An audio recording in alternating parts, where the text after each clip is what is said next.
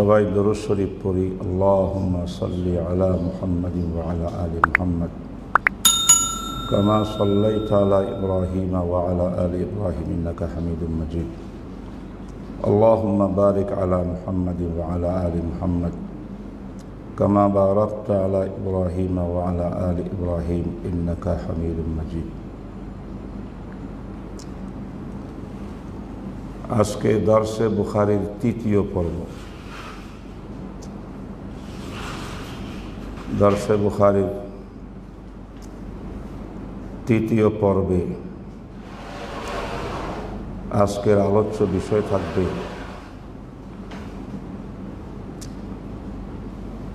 মাবাদিউল উলুম,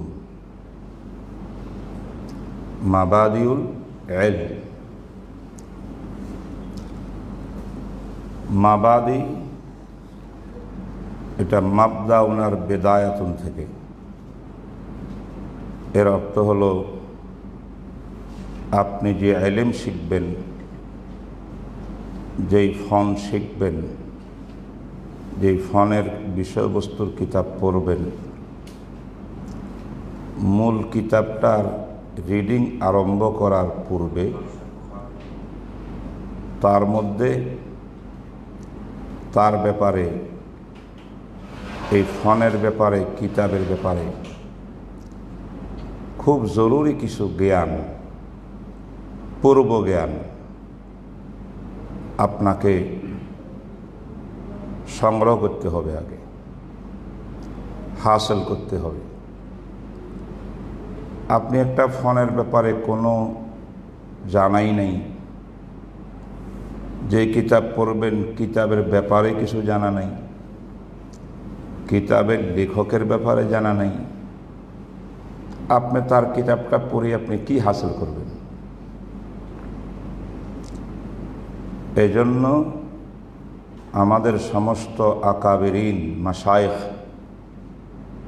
তারা যে কোনো কিতাব, ফনের কিতাব আরম্ভ করার আগে মাবাদিউল ইলম একটা ভূমিকা স্বরূপ ওই বিদ্যা, ওই ফন, ওই কিতাব, কিতাবের মুসান্নিফ, এটার সম্পর্কে একটা পূর্ব ধারণা দিয়ে থাকেন। এটা কিন্তু খুবই জরুরি, সবকের থেকেও বেশি জরুরি। 2 দিন সবক দিলাম, ওটা ছিল আম সাধারণ কথা। আজকে হলো মূল আলোচনা, আর মূল আলোচনাটা মাবাদিউল ইলমের দ্বারা শুরু করব। মূল আলোচনার অর্থ কিতাবের এবারত পড়ব না আজকে। কিতাবের এবারত রিডিং পড়া অনেক বাকি। আমাদের আগে জানতে হবে বুখারী শরীফটা কোন ফনের কিতাব বলেন? হাদিসের কিতাব,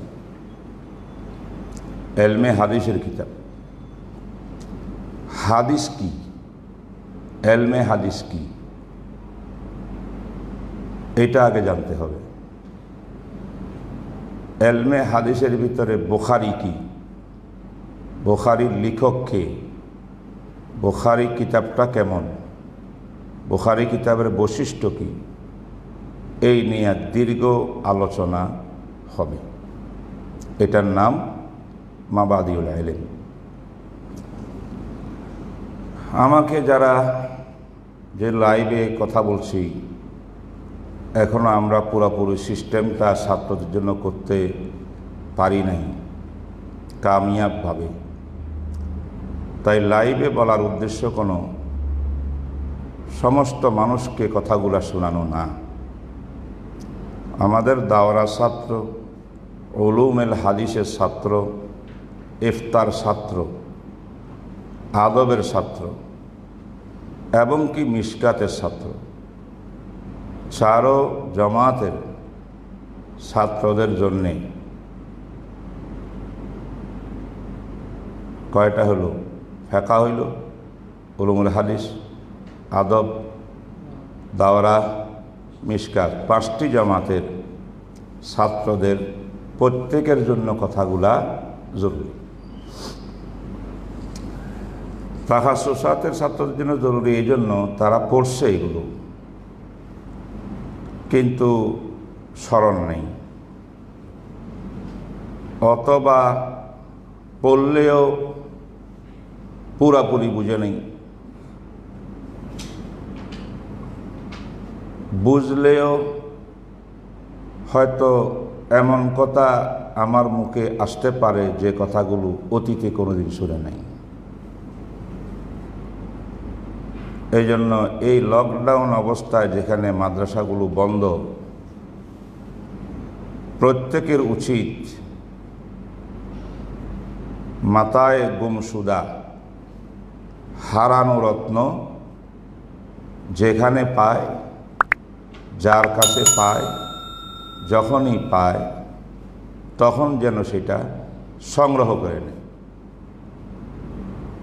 এটা বলার দরকার নাই আমি তো ওই বিভাগে পড়ি নাই, আমি তো বুখারী পড়ব না, আমি তো উলুমুল হাদিস পড়ব।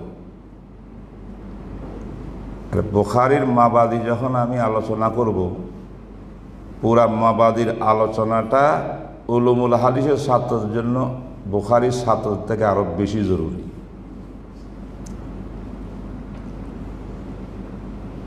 ইফতার ছাত্রদের জন্য জরুরি, কারণ হাদিস ছাড়া তো ফেকা ফতোয়া চলবে না। তো তুমি যে ফেকা ফতোয়া পড়বা, ফতোয়া শিখবা, ফতোয়ার কিতাব পড়বা, ফেকার কিতাব পড়বা, অবশ্যই তোমাকে ফেকা ফতোয়ার পাশাপাশি হাদিসের উলুমগুলো তোমার ইস্তেহজার থাকতে হবে, জানা থাকতে হবে। এইভাবে অন্য অন্য বিভাগের ক্ষেত্রে একই কথা। আর মিশকাতের জন্য জরুরি এজন্য যে এটা একটা পার্ট আছে, আমি কয়েকটি ভাগে বিভক্ত করব।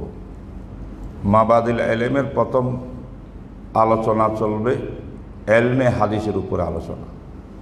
তো এলমে হাদিস এটা মিশকাত বলেন, বুখারী বলেন, তিরমিজি বলেন, সিত্তার যে কোনো কিতাব বলেন, সব কিতাবের জন্য কমন সমান। আপনি এটা শিখবেন, শুনবেন, দিলের মধ্যে ঢুকাবেন, এটা আপনার মাথায় গুমসুদা অর্থাৎ হারানো।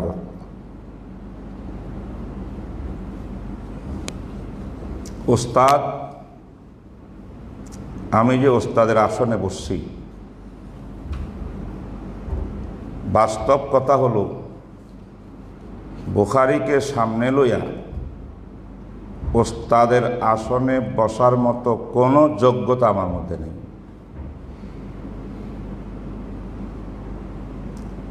বুখারী তো পড়াবেন বিজ্ঞ আলেম, আল্লাহওয়ালা, আহলুল্লাহ, যার হাঁটা চলা, উঠা বসা, ঘুম নিদ্রা শোয়া, পুরা লাইফটা জীবনটাই মোতাবেকে সুন্নত। একটি সুন্নতের কাজ জীবনে সারে না, এমন মোত্তাবে শরীয়তার মোত্তাবে সুন্নত আল্লাহওয়ালা প্রচুর হাদিসের জ্ঞানী এমন মশায়েকরা দর্শে বুখারী দিবে। কিন্তু জামানার পরিবর্তন,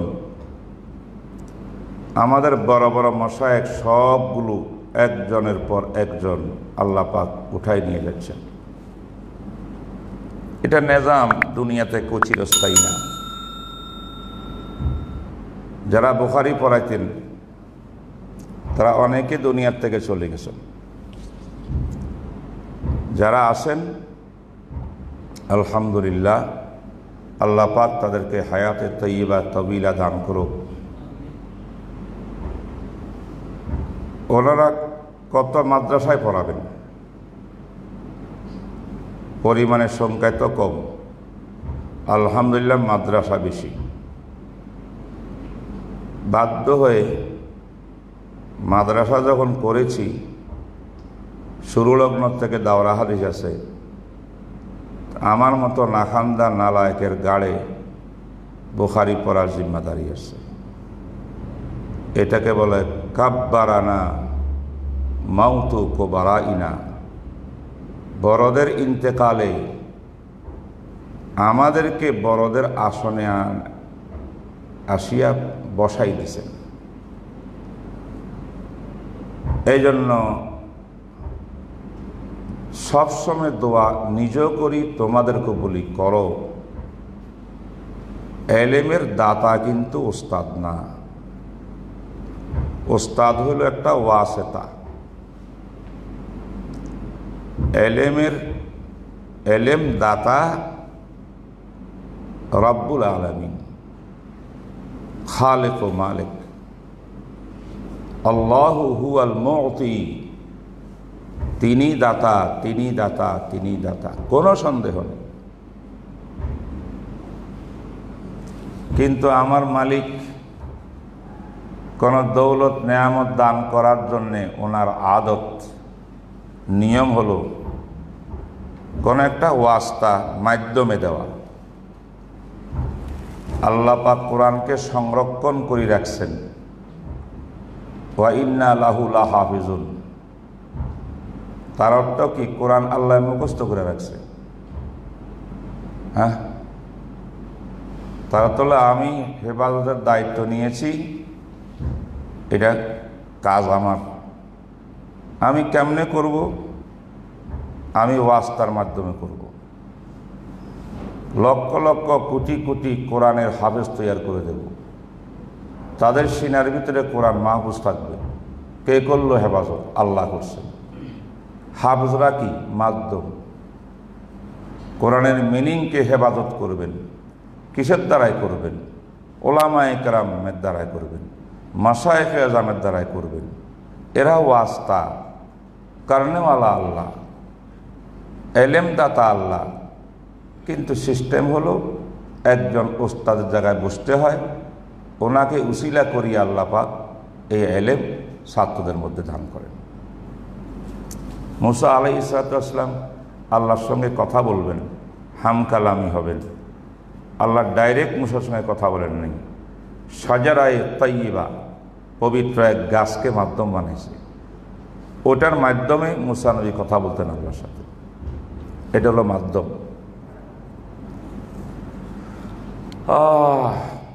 তো ওস্তাদরা হলো কি বলছিলাম, আরবি যে ওয়াস্তা, মিডিয়া। ওস্তাদের কোনো যোগ্যতা নাই সে ইলম দিবে তোমাকে। দাতা আল্লাহ। আল্লাহর দান অনুদান নিতে হলে আল্লাহর এই নিজাম সিস্টেমে আমাদের আসতে হবে। ওস্তাদ লাগবে, ছাত্র লাগবে, কিতাব লাগবে, মাদ্রাসা লাগবে, প্রশাসন লাগবে। এই জন্য আমি যেহেতু অযোগ্য, তাই আমি তোমাদেরকে সঙ্গে নিয়ে দোয়া করি, আল্লাহ আমাকে যোগ্যতা দান করো, তুমি হলা দাতা।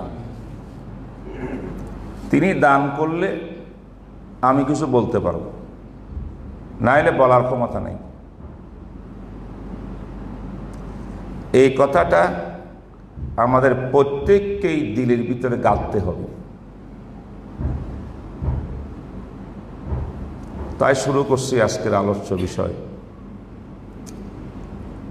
আমাদের সাথে লাইভে আসার কারণে অনেক ধরনের লোক লাইভ শোনেন, কথাগুলা শোনেন। আজকের আলোচনাটা বিশেষ করে এটা আসলে আলেম এবং তালেবুল এলেমের জন্য। যারা আলেম নন তাদের বুঝতে একটু কষ্ট হবে। তারপর আমি চেষ্টা করব এমন ভাষায় কথা বলার, যাতে যারা যারা শুনতেছেন সবাই যেন কম বেশ বুঝতে পারেন। পুরা নবীর উম্মত সকলের কিন্তু এই সমস্ত ব্যাপারে জানা উচিত। আপনি শিখতে পারেন নাই, সুযোগ পান নাই, আলেম হইতে পারেন নাই, ছাত্র হইতে পারেন নাই, এটা আপনার দোষ বা আপনার অপারগতা। কিন্তু এলেম যার থেকে পাই, যেখানে পাই, বোঝার চেষ্টা করা, নেওয়ার চেষ্টা করে, এটা সকলের দায়িত্ব। আল্লাহ সবাইকে তৌফিক দান করুন। এই কথাগুলোর পরে আমি মূল আলোচনায় এসেছি, মাবাদিউল ইলম। এটা একটা হেডিং। মাবাদিউল ইলম কাকে বলছি ভাই? যেই ফোনের কিতাব পড়ব, যেই কিতাবটা পড়ব, এই ব্যাপারে, ফোন বিদ্যার ব্যাপারে, বিষয়বস্তুর ব্যাপারে, কিতাবের ব্যাপারে, লেখকের ব্যাপারে আমাদের জরুরি জ্ঞান কিতাব পড়ার পূর্বেই অর্জন করতে হবে। সেই জ্ঞানগুলো কি? 1 নম্বর, এই ব্যাপারে অনেক দীর্ঘ আলোচনা করেছেন অনেকে, সংক্ষিপ্ত আলোচনা করছেন অনেকে। সময়ের অভাবে আল্লাহ যাকে যতটুকু তৌফিক দিছে তিনি দীর্ঘ আলোচনা করছেন, ওনার কাছে সময় ছিল। হযরত শেখুল হাদিস জাকারিয়া রহমতুল্লাহ আলাই, জাকারিয়া কান্দলভি, যিনি কুতুবুল আখতাব, ওনাকে তো মানুষ মনে করে তাবলিগের মুরব্বী। ওনার পরিচিতি কিন্তু তাবলিগের মুরব্বী দিয়া না, এইটা ওনার সামান্য একটা বাম হাতের শাখাগত কাজ। উনি তো ছিলেন যুগের শ্রেষ্ঠ মুহাদ্দিস, বহুত বড় মুহাদ্দিস। এই জন্য ওনাকে শেখুল হাদিস বলা হয়। আল্লাহ ওনাকে বরকত দিয়েছেন। ওনার টাইমের ভিতরে তিনি বুখারী শরীফ পড়াইবার আগে কমপক্ষে 20টা বিষয়ের উপরে আলোচনা করতেন। কয়টা পয়েন্ট? 20টি পয়েন্টের উপর আলোচনা করতেন।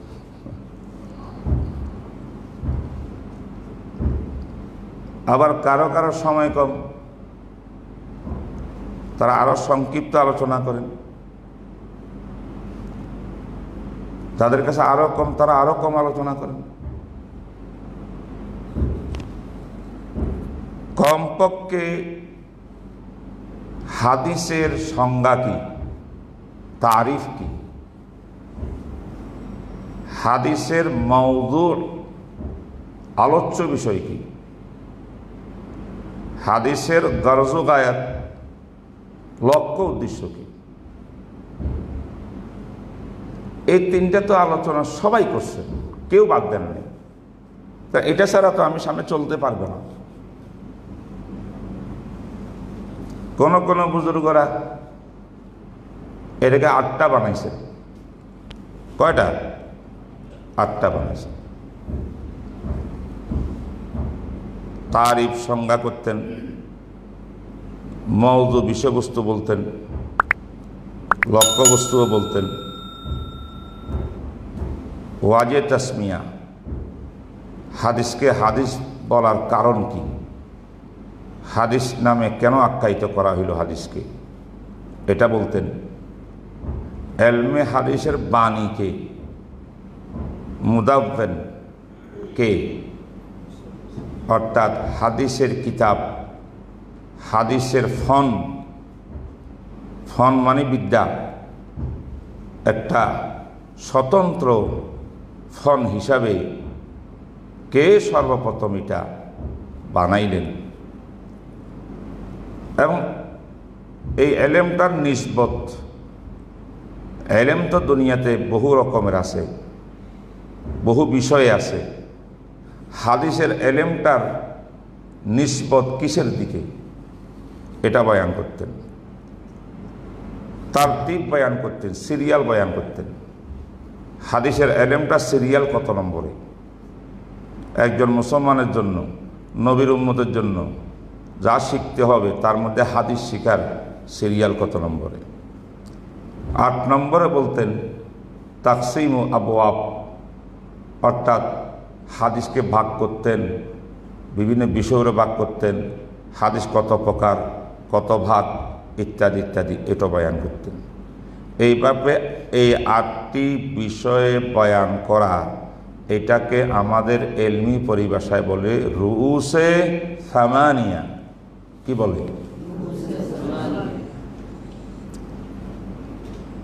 রুউস মানে মাথা। মাথা যেমন মানুষের প্রয়োজন, এই জিনিসগুলো এলেমের মাথা। কয়টা আলোচ্য বিষয়? সামানিয়াতুন, 8টা। আবার কেউ কেউ আরো কয়েকটা বয়ান করেন, আরো 2টা বাড়াই দেন 8টার সাথে।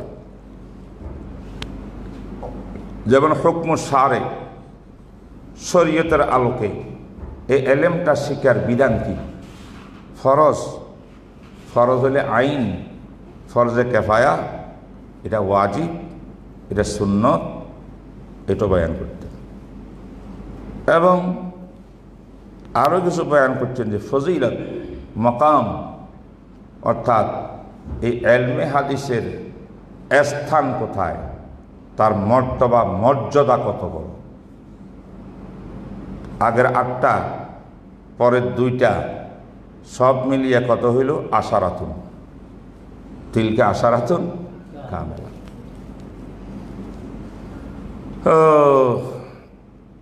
এইটাকে তোমরা যদি 8টা বিষয়কে একসাথে মুখস্থ করে ধারণ রাখতে চাও,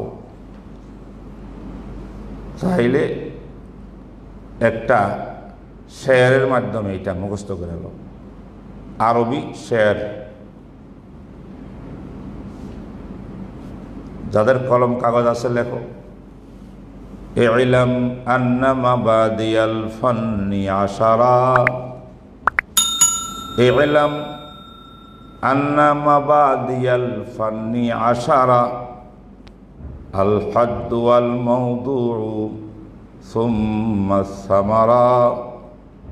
আল হাদ তারিফ, সংজ্ঞা, মওজু বিষয়বস্তু, সামারা লক্ষ্য উদ্দেশ্য, ফলাফল। জেনে রাখো প্রত্যেক ফন বিদ্যার মাবাদি এলেম, এলেমের মাবদা আশারাতুন, কয়টা? 10টি। দেখো এখানে কি কি? আল হাদ ওয়াল মাওদুউ সুম্মা সামারা। আল হাদ ওয়াল মাওদুউ সুম্মা সামারা। আল ইসমু ওয়াল ইস্তিমদাদু ওয়া হুকমু শারঈ। 3টা গেল নি? দ্বিতীয় শেয়ারে প্রথম মিশ্রা 3টা। আল ইসমু ওয়াল ইস্তিমদাদু ওয়া হুকমু শারঈ ওয়া ফাদলুহু ওয়া নিসবাতুহু ওয়াল ওয়াদিঈ। ইসিম মানে নামকরণ, হাদিসকে হাদিস কেন বলা হয় মাসালান।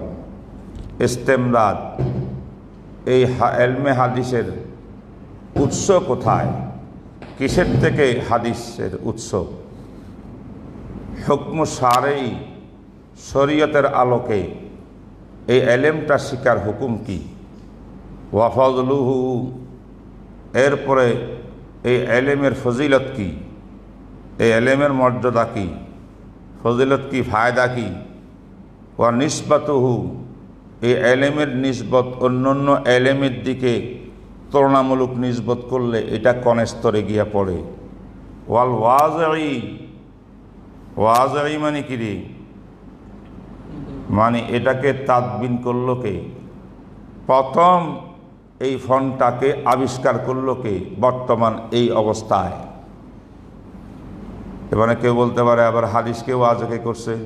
যারা বুঝে না তারা প্রশ্ন করতে পারে, যেহেতু আমরা আগে আলোচনা করি আসছি, হাদিসটা রসুলের যুগে রসুলের বাণীর নাম হাদিস। একটা হলো হাদিস, আর একটা হলো ফন্নে হাদিস। এটা তো 100 বছর পরে ওমর ইবনে আব্দুল আজিজ রহমতুল্লাহ জামানাতে হাদিসের তাদবিন হয়। লিখিত আকারে এক বিশেষ তরতিব সিরিয়াল অনুযায়ী একটা বিশেষ পদ্ধতিতে একটা বিদ্যা হিসাবে লিখিত হয় 100 বছর পরে। কিন্তু হাদিস তো ছিল, রসুলের জবানে যা বলছেন তাই তো হাদিস, আমল যা করছেন তাও তো হাদিস, রসুলের সমর্থনও তো হাদিস, রসুলের অবস্থানও তো হাদিস। হাদিস আগের থেকে, কিন্তু এলমে হাদিস এটা তাদবিন করা ফন্নি এতেবারে, অর্থাৎ একটা বিদ্যা হিসাবে এটাকে কি বলে, এটাকে সংস্কার করা অথবা রচনা করা, এটা হলো ওয়াজিব। ওয়া মাসাইলু ওয়াল বাযু বিল বায ইকতাফা, ওয়াল মাসাইলু ওয়াল বাযু বিল বায ইকতাফা ওয়া মান দারাল জামিআ হাযা শারাফা, ওয়া মান দারা আল জামিআ হাযা শারাফা। এখানে সিরিয়াল দাও। 1 নম্বর আল হদ্দু, 2 নম্বর আল মওযুউ, 3 নম্বর আল সামারাতু, 4 নম্বর আল ইসমু, 5 নম্বর আল ইস্তিমদাদু, 6 নম্বর হুকমুশ শারে, 7 নম্বর ফজলুহু, 8 নম্বর নিসবতুহু, 9 নম্বর ওয়াজউ তাদবিন, আর 10 নম্বর হলো আল মাসাইল, অর্থাৎ ওই ফন্নের মাসাইল নিয়ে আলোচনা করা। শায়ের বলেন ওয়াল বাযু বিল বাযে কাজ ইকতাফা, এইগুলা পুরাটা না হইয়া আংশিক পড়লেও কোনোরকম যথেষ্ট হবে তোমার জন্যে। কিন্তু ওয়ামান দারাল জামিয়া, আর যারা পুরাটা 10টি বিষয় পরিপূর্ণ করতে পারবে, হাযা শারাফা, সে অনেক বড় উঁচু মর্তবা আর মর্যাদা পেয়ে যাবে। কথা বুঝলেন কিনা?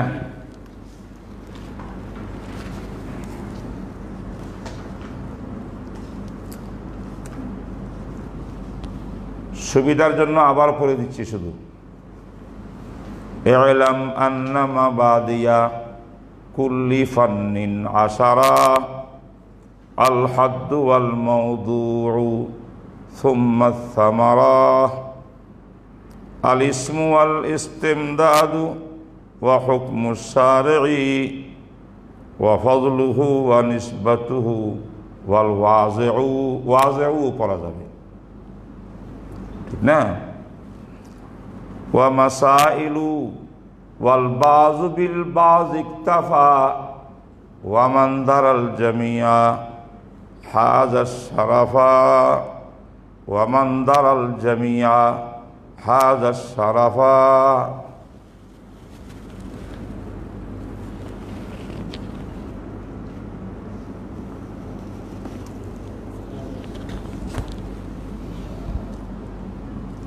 এই 10টা বুঝছেন নি? শাইখুল হাদিস জাকারিয়া রহমতুল্লাহ আলাইহি এই 10টা তো ফনের ব্যাপারে, বিষয়বস্তু ব্যাপারে বলতেন। এটার নাম মুকাদ্দামাতুল কিতাব, এলেম। মানে যে ফনের কিতাব পড়ব ওই ফনটার নাম কি? এলেম। তো এই এলেম সম্পর্কে এই 10টা জানতে হবে।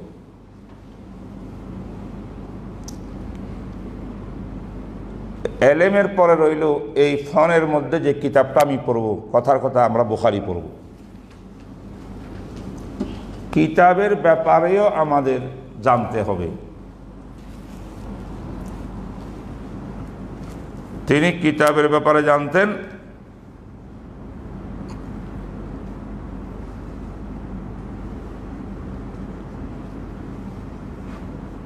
ওই যে আগে বলছিলাম রুউসে সামানিয়া, বলছিলাম কিনা?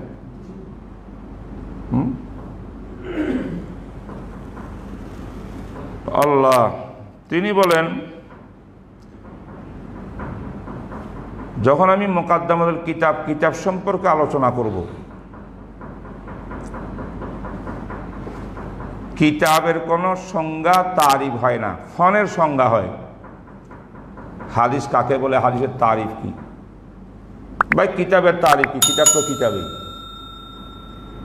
কিতাবের কি হয় না? তারিফ হয় না।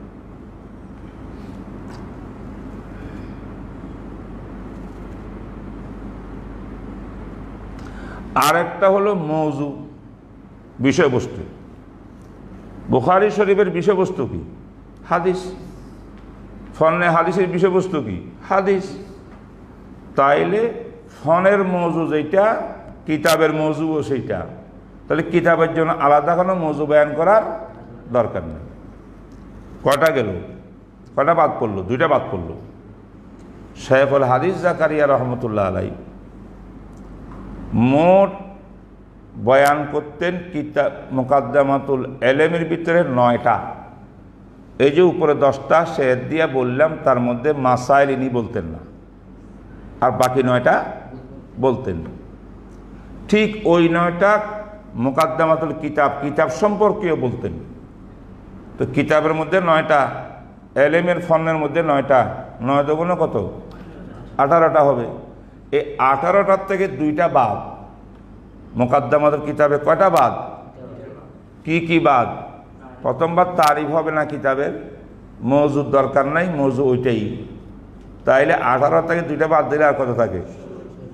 এই 16টা বিষয়ের উপরে মুকাদ্দামাতুল ইলমের মধ্যে 9টা বিষয় মাসাইল বাদ দিয়া, আর মুকাদ্দামাতুল কিতাব, কিতাব সংক্রান্ত বিষয়ে 2টা বাদ দিয়া 7টা, 9টার থেকে 2টা বাদ দিয়া 7টা, 7 এবং 9 মিলিয়া কত হলো? 16।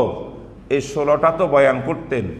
এরপরে আরও 4টা পয়েন্ট তিনি নিজের পক্ষ থেকে বয়ান করতেন, আমাদের ফায়দার জন্য, তোমাদের ফায়দার জন্য, তালেব ইলমদের ফায়দার জন্য। সে 4টা কি, যেটা অতিরিক্ত? 16টা তো হয়ে গেল। 17 নম্বর নোসাখুল কিতাব। আপনি যে কিতাব পড়বেন, বুখারী শরীফ, বুখারীর বিভিন্ন এডিশন আছে।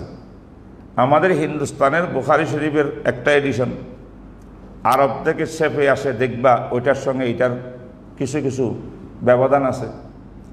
তো এইটা আলোচনা ইনশাল্লাহ পরে হবে। আমরা এটা করব। নোসাখুল কিতাব মানে কিতাবের কতগুলো এডিশন। ইমাম বুখারী রহমতুল্লাহ থেকে ওনার ছাত্র লুলু, তিনি কি বলে একটা কিতাব বুখারী লিখছেন। ইমাম বুখারী পড়িয়া বুখারীটা লিখছেন। ইনি আবার 3বার পড়ছেন ইমাম বুখারীর জীবনে। এক এক বছরে বুখারী যখন ইমাম বুখারী হাদিস পড়ানো আরম্ভ করেন, যেমন আমরা বুখারী পড়াই, আমাদের বুখারী পড়াইতে কি প্রত্যেক বছর কি তাকরির একটা হয় না ব্যবধান থাকে? ব্যবধান হয়। তো ইমাম বুখারীও পড়াইতে গেলে কোনো সময় কোনো একটা কম বলতেন, কোনো বছর বেশি বলতেন। এই জন্য ওই এক বছরে যা লিখলেন একটা নুসখা তৈয়ার হইল, আরেক বছরে আরেকটা নুসখা তৈয়ার হইল। আবার শুধু উনি না, আরও কত সারি ইমাম বুখারী আছে, আরও 4-5টা নুসখা আছে।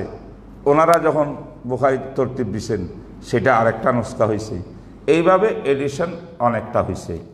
এতগুলো এডিশনের কারণে সেখানে এডিশনের মধ্যে পার্থক্য হয়েছে। এই বিষয়ে একটু সামান্য আলোচনা তিনি করতেন। তারপরে তিনি আরেকটা 18 নম্বরে আলোচনা করতেন শুরু ওয়াল হাওয়াসি। বুখারী শরীফ যে কিতাবটা পড়বেন, এই কিতাবের শুরুহাত কি ভাই, মানে এই কিতাবের ব্যাখ্যা গ্রন্থ কি কি আছে দুনিয়াতে, কোন যুগে প্রথম বুখারী শরীফের ব্যাখ্যা লিখছিলেন কে, সেই কিতাবের নাম কি, তার পরের যুগের ব্যাখ্যা কারা করছেন, সেই কিতাবের নাম কি, এর মাঝামাঝি যুগে কারা করছেন, এই সমস্ত শুরুহাতের নাম কি। যেমন বর্তমান আমাদের যুগে কারা কারা বাংলায়, উর্দু, আরবিতে সরা লিখছেন, এদের নাম কি, শুরুহাতের মধ্যে কোনটার কি বৈশিষ্ট্য, এটা তিনি আলোচনা করতেন। হাসিয়ার কথা, হাসিয়াও লিখতেন, অনেকে টিকা লিখতেন, টিকাও একাধিক জনে লিখছেন, এগুলো আলোচনা করতেন। এটা হলো 18 নম্বর। 19 নম্বর আলোচনা করতেন সনদুল হাদিস।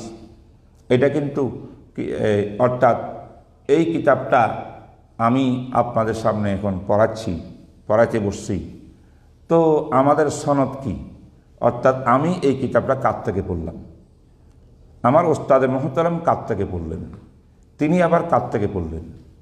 এইভাবে সনদ একটা লাগে, যে সনদ দিয়া ছাত্ররা নিজকে এই বুজুর্গদের সনদের সাথে সম্পৃক্ত করিয়া বুখারীর সনদ পেশ করবেন, এটা উনি আলোচনা করতেন।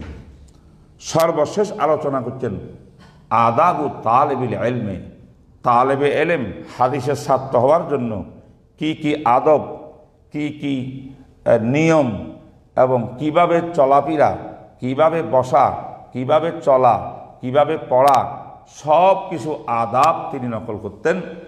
এইভাবে তিনি 20টা পয়েন্টের উপরে মাবাদিউল ইলমের মধ্যে তিনি আলোচনা করতেন। এটা হলো সর্বোচ্চ শেখুল হাদিস জাকারিয়া রহমতুল্লাহ আলাইহি করতেন এটা। তো আমি তোমাদেরকে এই কথাগুলা বলার উদ্দেশ্য এই নয় যে আমি 20টা বিষয় উপর আলোচনা করব, আমার পক্ষে সম্ভব না। কেন সম্ভব না? যে আমি যে কয়েকটা বিষয় আলোচনা করি 10 থেকে 12টা বিষয়, এইটার উপরে আলোচনা করতে গেলেও আমাদের মাস চলে যায়, একটি মাস চলে যায়। এত গুরুত্বপূর্ণ আলোচনা, এত এলেম আছে এখানে। আর কিছু বিষয় এমন আছে যেটা বেশি আলোচ্য বিষয় না, এটা সবাই বুঝে জানে। তা আমি কোনো 20টা আলোচনা করব না। আল্লাহ যদুর তৌফিক দে, এই বছর যেহেতু ইমার্জেন্সি সবক, এগুলা কোনো নর্মাল সবক না, তাই আমি যেটা একদম না হইলে নয়, এই কয়েকটা পয়েন্টের উপরে ইনশাআল্লাহ তাআলা আলোচনা করব। জানাইলাম কেন? এটা একটা এলেম, জেনে রাখো। আমাদের বুজুর্গরা প্রথমে শুধুমাত্র 3টা বিষয় আলোচনা করতেন, তারপরের বুজুর্গরা দেখলাম 8টা বিষয় আলোচনা করি, এটার নাম রাখছেন রুউসে সামানিয়া। তারপরের বুজুর্গরা আরও 2টা বাড়াইয়া 10টা। শেখুল হাদিস সাহেবের জমানা পর্যন্ত দেখা যায় 20টা পর্যন্ত আলোচনা হয়েছিল। তো এইটা তো আমাদের কাছে জানার বিষয়, কথা বোঝেন নাই? আলহামদুলিল্লাহ, এই সামান্য নলেজ তোমাদেরকে দেওয়ার পরে এখন আমরা আলোচনা শুরু করতেছি। সে আলোচনাটা হলো, আলোচনার 2 ভাগ। ইমামে তাফতাজানি রহমতুল্লাহ আলাইহি আমার জানা মতো সর্বপ্রথম ব্যক্তি যিনি মাবাদিকে 2 ভাগে বিভক্ত করেছেন। এক ভাগ এলেমের সাথে সম্পর্ক, আর এক ভাগ কিতাবের সাথে সম্পর্ক। এই আল্লামা তাফতাজানির পূর্বের বুজুর্গরা শুধু এলেমের উপরে কথা বলতেন, মুকাদ্দামাতুল কিতাব বলতে কিছু তারা আলোচনা করতেন না কিতাব সম্পর্কে।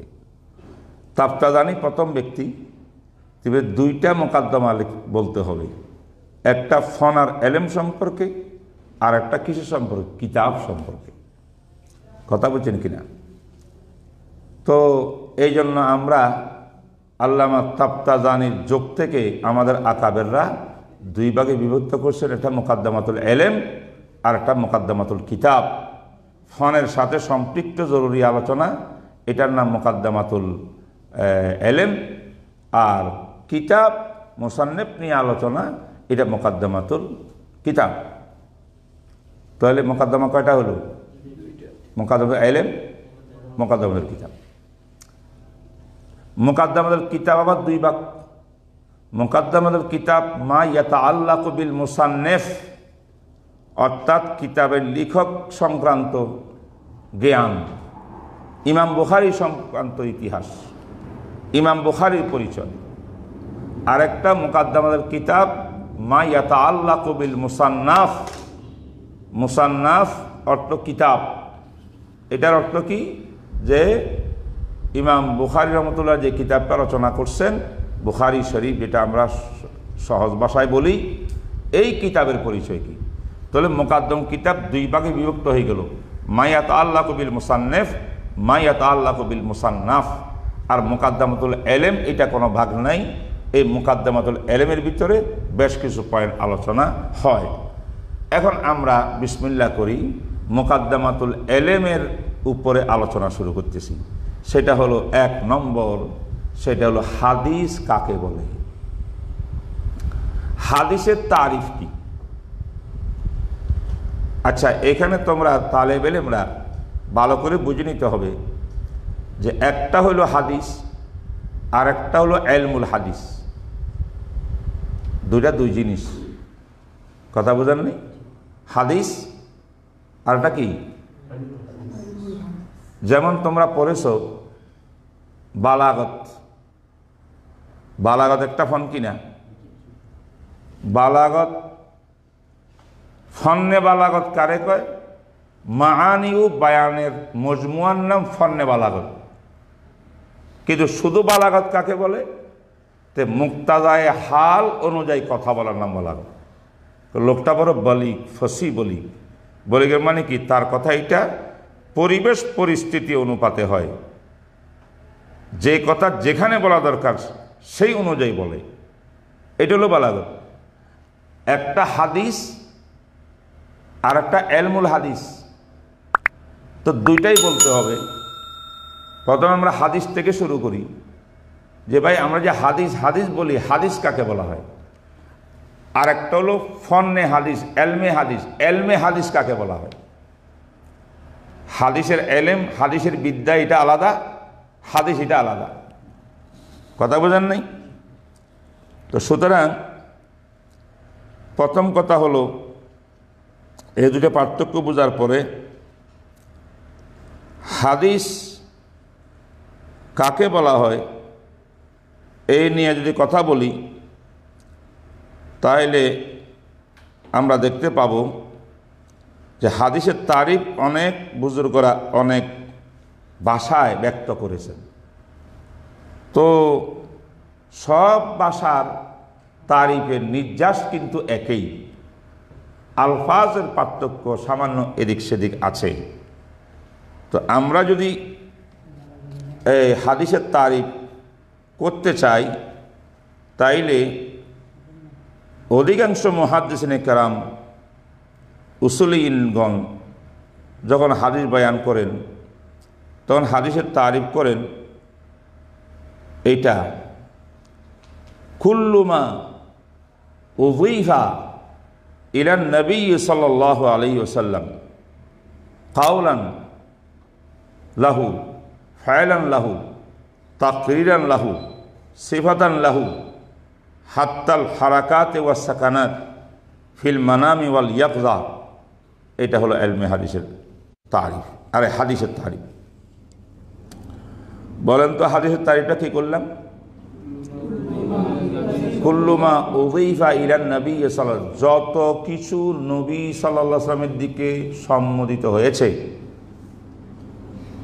ওনার কাউল বাণী হোক, ওনার ফেল আমল হোক, ওনার তাকরীর তথা সমর্থন হোক, ওনার আহওয়াল তথা ওনার চালচলন হোক, হালাত আর অবস্থা হোক, এবং কি হাত্তাল হারাকাত, রসুলের নড়াচড়া, ওয়াস সাকানাত, বসা, স্থির থাকা, একটু হরকত করা, প্রত্যেকটি আচরণ, ফিল মানাম, ঘুমাইলে নবীজি কেমন করে ঘুমাইতেন, ঘুমের মধ্যে রসুলের অবস্থা কী ছিল, ওয়াল ইয়াকাযাতি, আর চেতন অবস্থায় রসুলের অবস্থান কী ছিল, এই সংক্রান্ত যত কিছু পাওয়া যায়, কুল্লু মা উযীফা ইলান নবী ফাহুয়া হাদিসুন।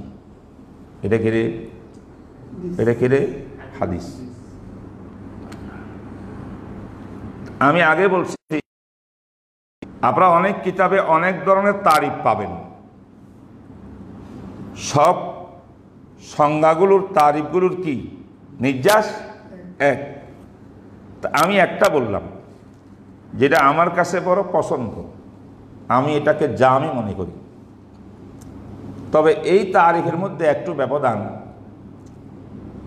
যে রসুলের হাদিস সে তারিফ করলাম, হাদিসের তারিফ কিন্তু দুই ধরনের মানুষে করে।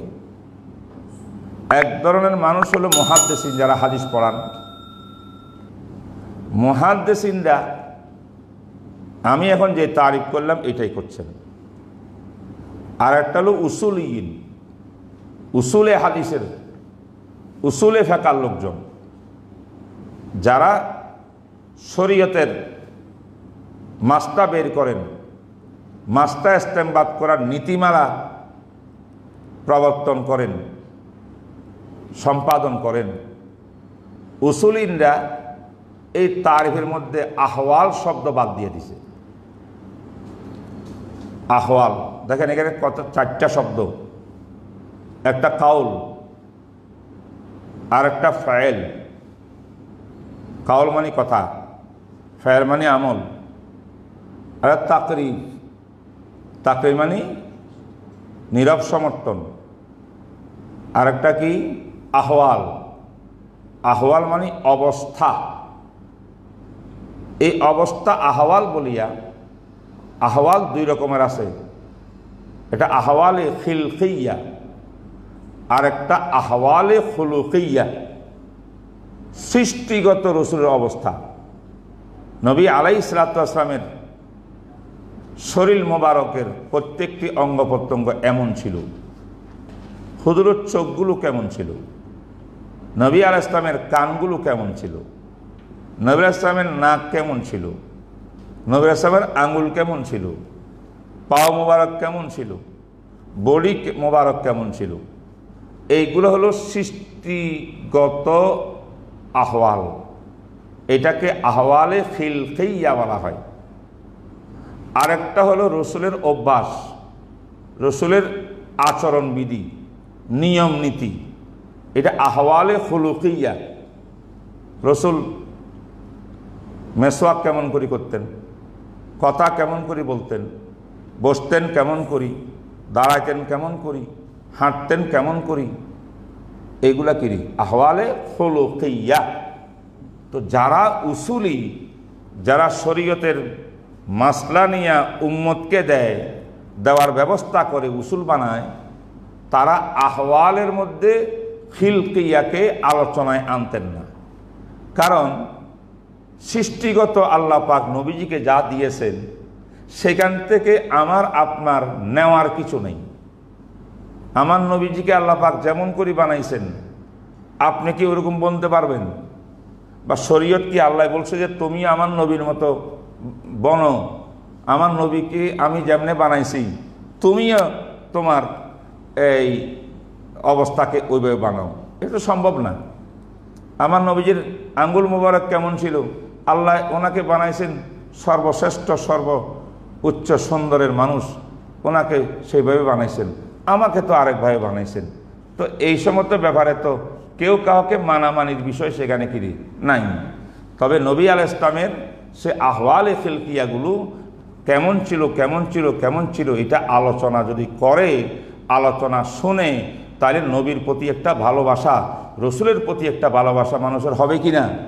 100 বার। এই জন্য আমরা মিলাদুন নবী পালন করি না, উদযাপন করি না, মিলাদুন নবী আলোচনা করি। বলেন মিলাদুন নবীর অর্থ কি? রসুলকে আল্লাহ পাক সৃষ্টি করছেন, রসুল যখন ভূমিষ্ঠ হয়েছে, রসুলের বেলাদত হয়েছে, তো রসুল জন্ম লাভ করা এটা তো আল্লাহর কুদরতে নবীজিকে দুনিয়াতে পাঠাইছেন, উনি জন্ম লাভ করেছেন, এটা তো আমার আর আপনার জন্য নেওয়ার কিছু সেখানে কিছু নেই। নবী যেমনি সৃষ্টি হয়েছে, জন্ম লাভ করছে দুনিয়াতে মায়ের গর্ভ থেকে, পৃথিবীর নবীর উম্মত ঠিক তেমনিভাবে মায়ের গর্ভ থেকে আসতে হবে, এমন কোনো বিধান কি শরীয়তে আছে? থাকতো যদি আমরা মিলাদুন নবী উদযাপন করতাম, পালন করতাম। পালন করা মানে কি? নবী যাহা করছেন আমিও তাহা করলাম, এটার নাম পালন করা। তো নবী যেমনি সৃষ্টি হয়েছেন আমি এমনি সৃষ্টি হব, আমার বাচ্চাটাও এমনি সৃষ্টি হবে, এটার নাম পালন আর উদযাপন। এই জন্য মিলাদুন নবী পালন আর উদযাপনের বিষয় না, মিলাদুন নবী আলোচনার বিষয়। একজন মুহাক্কিক আলেম সহি সূত্রে যাহা কিছু আছে, ইতিহাসের মধ্যে তো অনেক ভুল ভ্রান্তি আছে, সহি শুদ্ধ ঘটনা নবীজির জন্ম মিলাদ সম্পর্কে যাহা কিতাবে বিদ্যমান আছে, এইগুলো রেফারেন্স সহ এইগুলোর থেকে যদি তিনি আলোচনা করেন মানুষের কাছে, নবীর উম্মতের কাছে, এতে নবীর উম্মতের ভালোবাসা নবীদের প্রতি আরও আকর্ষণ সৃষ্টি হবে। এইটা হবে মুস্তাহাব জিনিস, সওয়াবের কাজ। কিন্তু এটাকে আমরা শব্দ দিয়া পরিবর্তন করে দিছি, বলছি মিলাদুন নবী উদযাপন করতে হবে, মিলাদুন্নবী পালন করতে হবে। আরে পাগল, পালন উদযাপন তো এটাকে বলে না, এটা পালন উদযাপন কেমন করি হবে? আমার নবী আলাইহিস সালাম যখন মায়ের গর্ভে থেকে দুনিয়াতে আসতেছিলেন, সেখানে আকাশের নক্ষত্রগুলো নবীজির ঘরের দিকে আলোকিত করছেন, নক্ষত্রগুলো প্রকাশ দিছেন, আলোর প্রকাশ। এটা কি আপনার বাচ্চার জন্মের সময় কি এরকম দিবে? হ্যাঁ, রাসূলুল্লাহ সাল্লাল্লাহু আলাইহি ওয়াসাল্লাম যখন ভূমিষ্ঠ হইলেন, দেখা যায় কোনো মহিলা, ওনার নাভ কাটা লাগে নাই, কর্তনকৃত এসেছে, খতনাকৃত অবস্থার মধ্যে এসেছে, কিছুই করতে হয় নাই। আপনার বাচ্চারাকে এরকম করতে হবে? আপনাকে এরকম করতে হবে না। এটা উদযাপন হয়, এটা আলোচনা। নবীজির ভূমিষ্ঠের সময় দেখা যায় বায়তুল্লাহ শরীফের চারপাশে যে মূর্তিগুলো দাঁড় করে রাখছিল মুশরিকিনে, সব মূর্তিগুলো নিজেই অটোমেটিক ভেঙ্গে মাটির মধ্যে পড়ে গেছে, জমিনে পড়ে গেছে। তাইলে জমিনে পড়ে যাওয়াটা এটা নবীজির কেরামত। তাইলে আপনিও কি জন্ম লাভ করার সময় বাংলাদেশের কিছু মন্দিরের এই কি কয় মূর্তিগুলো এরকম পড়ে গেছিল? মানুষের বুঝের কথা অভাব। এইটা উদযাপন আর পালনের বিষয় না।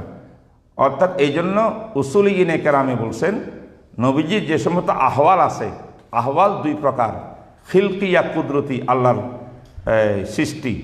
সৃষ্টিগত, আরেকটা চরিত্রগত।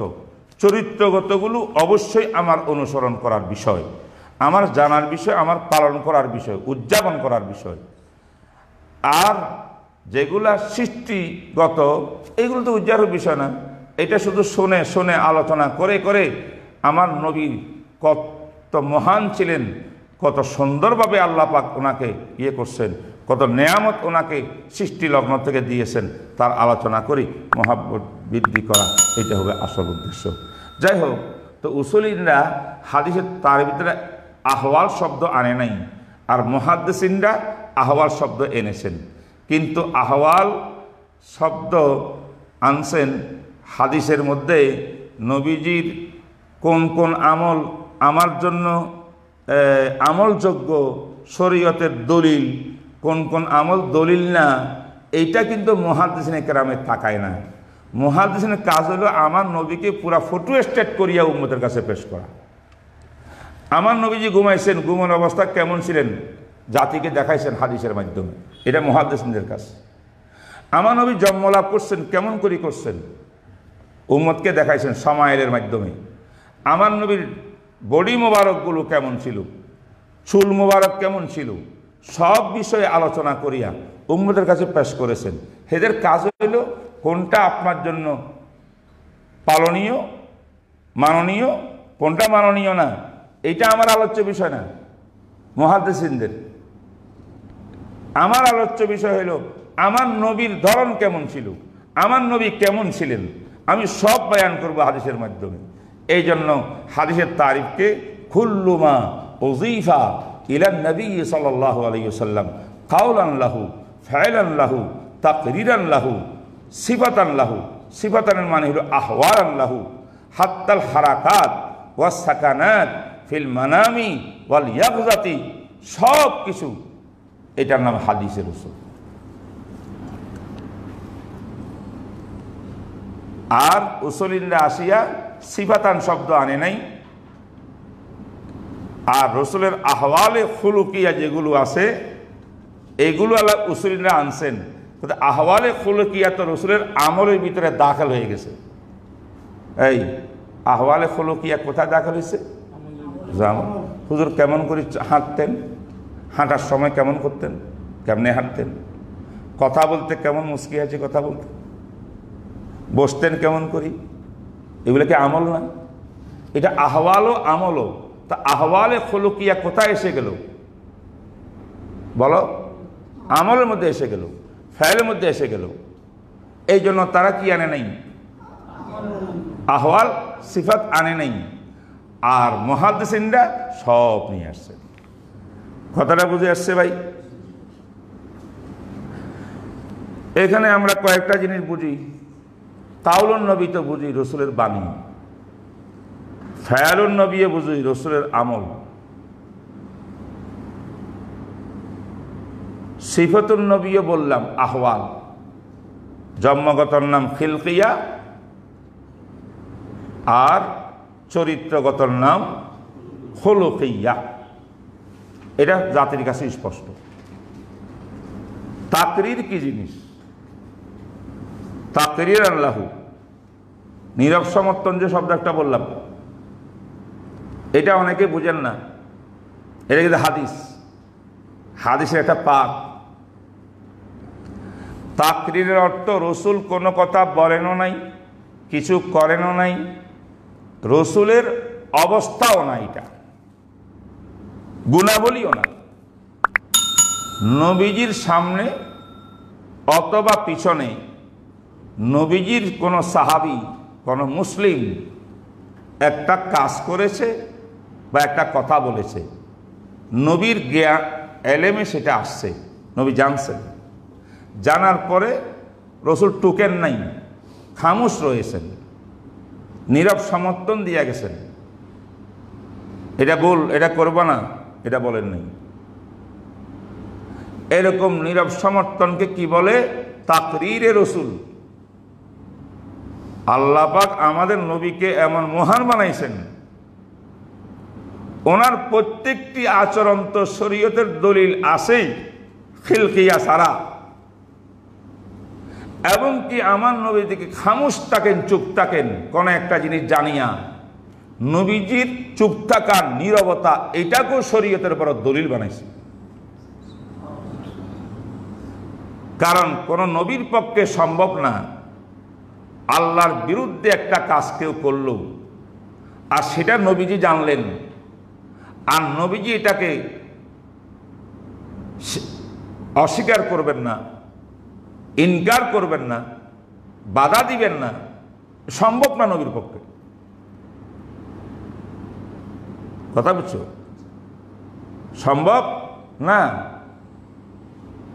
তাই নবীজি চুপ থাকার অর্থ হইল কি? কথা এটা আল্লাহর পছন্দনীয়, এটা বৈধ। কোন অবৈধ কাজের উপর যদি হইতো সেটা অবশ্যই নবীজি সেখানে টুকতেন। বুঝে আসছে কিনা? এ তাকরীর দুই প্রকার, মনে রেখো। কয় প্রকার? তাকরীর একটা হলো রসুলের নীরব সমর্থনটা, একটা হলো জাহিরি প্রকাশ্য, আরেকটি হলো গোপনীয়। ওই যে কালকে একটা উদাহরণ দিয়েছিলাম, মদিনা শরীফে গেছেন, মদিনার মানুষরা কি করতেছিলেন? খেজুর বাগানগুলো অগ্রিম খেজুর বিক্রি করতেছিলেন। নবীরা জানছেন, জানিয়া চুপ রয়েছেন না, শুধু রসুল এটাকে সমর্থন করছেন। সমর্থন করে এই আমলের দ্বারায়, কর্মের দ্বারায় যেন মানুষের ভিতরে সমস্যা সৃষ্টি না হয়, নেজা ঝগড়া সৃষ্টি না হয়, তার জন্য কিছু শর্ত আরোপ করে দিয়েছেন। যে ভাই, খেজুর দেওয়ার টাইম ঠিক করো, কতটুকু দিবা পরিমাণ ঠিক করো, কোন ধরনের খেজুর দিবা পরিমাণ ঠিক করো, যাতে পরবর্তীটা আদায় করার সময়, এটার নাম বাইয়ুস সালাম। কি নাম? বাইয়ুস সালাম। বাইয়ুস সালামে কিন্তু কি থাকে না? পণ্য উপস্থিত থাকে না বেচা কেনার সময়, পরে পণ্য ওজুদের অস্তিত্বের মধ্যে আসে। অথচ পণ্য যদি উপস্থিত না থাকে, যে পণ্য দুনিয়াতে এখন সৃষ্টি হয় নাই, এমন পণ্য বেচা বিক্রি হারাম। বাইয়ুস সালাম সম্পর্কে কিন্তু রসুল ইজাজত দিয়েছেন। সেই রসুলের বাইয়ুস সালামের সমর্থনটা এটা কি ছিল? তাকরীরে রসুল ছিল, এবং স্পষ্ট ভাষায় ছিল।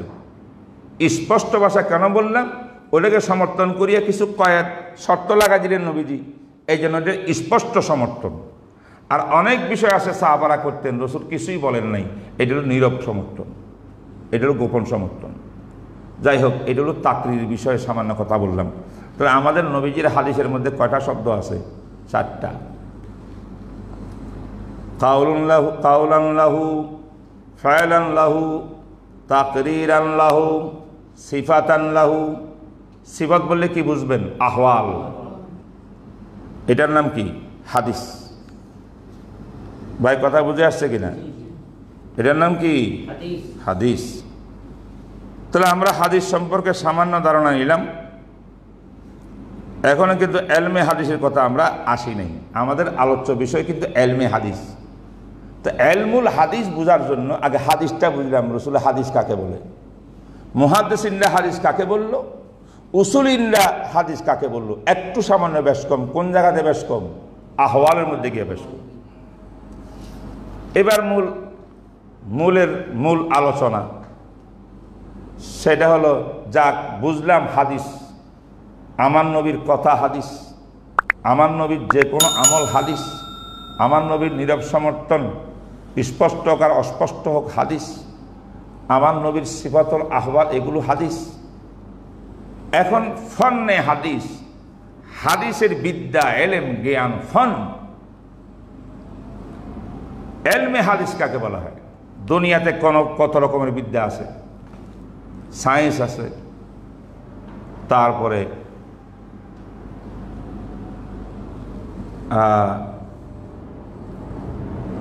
আমাদের কাওমি মাদ্রাসায় বা যে কোনো মাদ্রাসায় ইসলামী প্রতিষ্ঠানগুলোতে নাহু সরব একটা ফোন, সরব একটা ফোন, নাহু আরেকটা ফোন, আদব আরেকটা ফোন, ফেকা আরেকটা ফোন, তারপরে বালাগত ফসাহাত আরেকটা ফোন। আছে না নেই? যদি এলমে ফন হিসাবে, ফান মানে বিদ্যা, যার কিছু নিয়ম আছে, নীতি আছে, সিরিয়াল আছে, শর্ত আছে, এই ধরনের যদি আমি হাদিসকে আমি এলমে হাদিস বলি, এলমে হাদিসের তারিফ লাগবে। এখন আমরা আলোচনা করি এলমে হাদিসের তারিফটা কি হবে। হাদিসের কাছাকাছি হইতে হবে। তো এলমুল হাদিস মানে এলেম না বাড়ছে, হাদিস তো হাদিসে, হাদিসের তারিফ তো করেছি আমরা একটু আগে। যখন এটার সঙ্গে এলেম লাগাই দেব, এলমুল হাদিস, তখন তারিফটা হবে হুয়া এলমুন ইউরাফু বিহি। বলো, হুয়া এলমুন ইউরাফু বিহি আকওয়ালুন নবী সাল্লাল্লাহু আলাইহি ওয়াসাল্লাম ওয়া আফআলুহু ওয়া আহওয়ালুহু। বাস এতটুকু তারিফ করছেন আল্লামা কিরমানি রহমতুল্লাহ আলাইহি, আল্লামা আইনি রহমতুল্লাহ আলাইহি, আল্লামা ইবনে হাজার রহমতুল্লাহ আলাইহি। এরা তিনজন হলো বুখারী শরীফের বিশাল ব্যাখ্যাকারী। আল্লামা কিরমানি সবার আগের মানুষ, ইবনে হাজার থেকেও আগের, আল্লামা আইনির আগের, আল্লামা কিরমানি শারেহে বুখারী।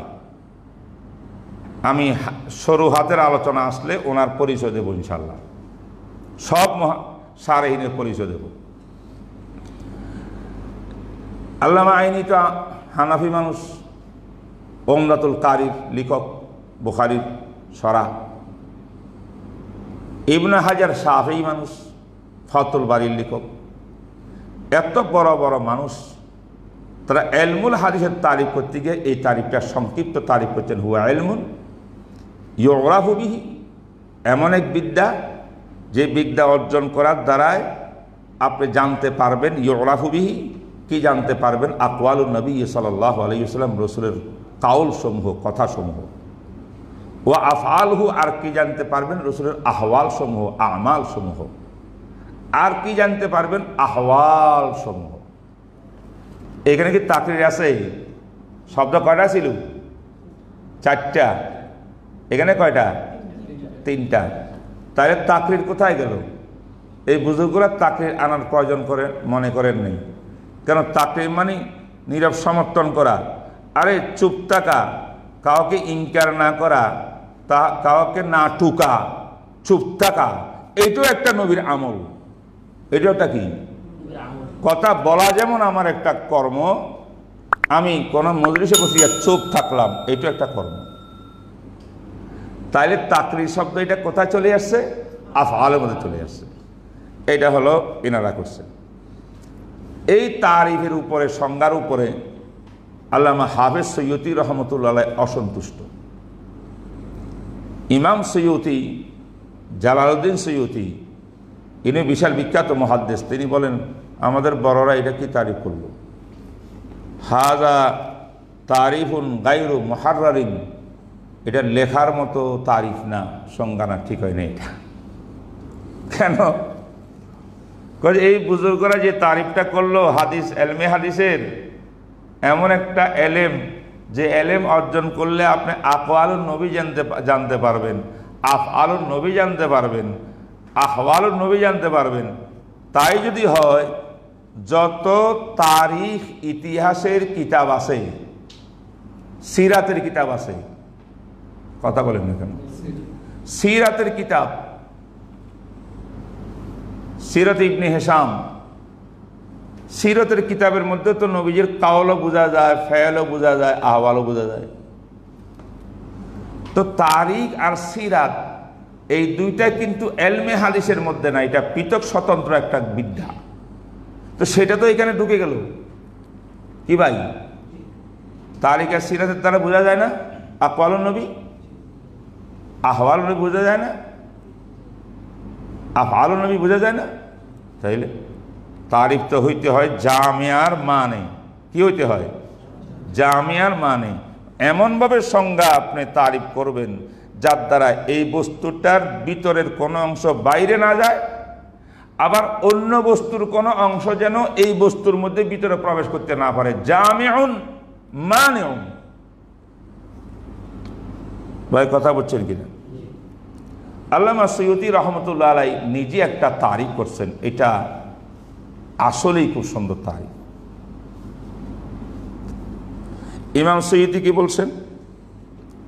তিনি বলেন, হুয়া ইলমুন ইয়াশতামিলু আলা আকওয়ালিন নবী সাল্লাল্লাহু আলাইহি ওয়াসাল্লাম ওয়া আফআলিহি ওয়া রিওয়ায়াতিহা ওয়া যাবতিহা ওয়া তাহরীরি আলফাজিহা। কি বলছেন বলো না একটু? ওয়া ইলমুন, এমন একটা এলেম, এলমে হাদিস এমন একটা এলেম, বিদ্যা, যেটা শামিল করে রাসূলুল্লাহ সাল্লাল্লাহু আলাইহি ওয়াসাল্লামের সমস্ত আকওয়াল, কাউলকে, বাণীকে, ওনার সমস্ত আফআল, আমলকে।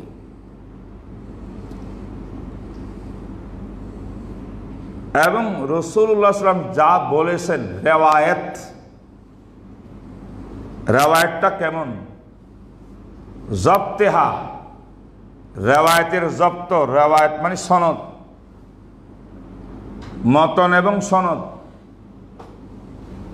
মতন সনদের সহ জানা। ওয়া তাহরীরি আলফাজিহা, যে মতনটা, হাদিসের মাতন, এই মাতনটা হইতে হবে তাহরীরি আলফাজ, হুবহু, এমন সাবধানতার সাথে আসতে হবে যে হুবহু রসুল যাহা বলেছেন তাই আসতে হবে, এখানে যেন কোনো বেশ কম না হয় কোনো রকমের। তাহরীরে আলফাজেহা, এটা হাদিসের মাতানের সাথে সম্পর্ক, রিডিংয়ের সাথে সম্পর্ক। আর রেওয়ায়াতেহা ওয়াজবতেহা, এটা হলো সনদের সাথে সম্পর্ক। যখন আপনি রেওয়ায়াতেহা ওয়াজবতেহা ওয়া তাহরীরি আলফাজেহা এই দুইটা শব্দ আল্লামা সৈয়দী বাড়াই দিল, তাইলে সিরাতের কিতাব আর ঢুকলো না, তারিখি কিতাব বলেন না, ঢুকলো না। কেন? রেওয়ায়াত আর সিরাতের ভিতরে তো শুধু রসুলের জীবনী বয়ান করে যায়, কথা বলে যায়, সেখানে তো সনদ নাই, সেখানে মতনটা হুবহু বেআইনহি হুবহু শব্দে উঠাই দেওয়া হয় না, মতনের তাহকিক নাই, সনদ তো নাই, সনদের তাহকিক করা দূরের কথা। এমনি শুধু জীবনী যেমন লেখে একটা ব্যক্তির, নবীজির জীবনী সব কিছু তুলে ধরছেন সিরাত আর তারিখের ভিতরে। আর কোন সিরাতার তারিখ কিতাবের কি সনদ থাকে, মতন থাকে, তার এটা সিরাতের কিতাব থাকে, এটা হাদিসের কিতাব হয়ে যায়। এই শব্দটা বাড়াইয়া তিনি চেষ্টা করেছেন এলমে হাদিসের একটা তারিখ সংজ্ঞা আমাদের কাছে পেশ করার জন্য। ভাই কথা বুঝছো কিনা? হ্যাঁ,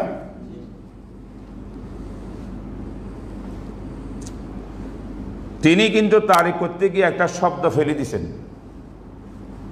উনি বলছেন ওয়া ইলমুন ইয়াস্তামিলু আলা আকওয়ালি নবী সাল্লাল্লাহু আলাইহি ওয়াসাল্লাম ওয়া আফআলিহি, বাস। আরো আছে না? নেই?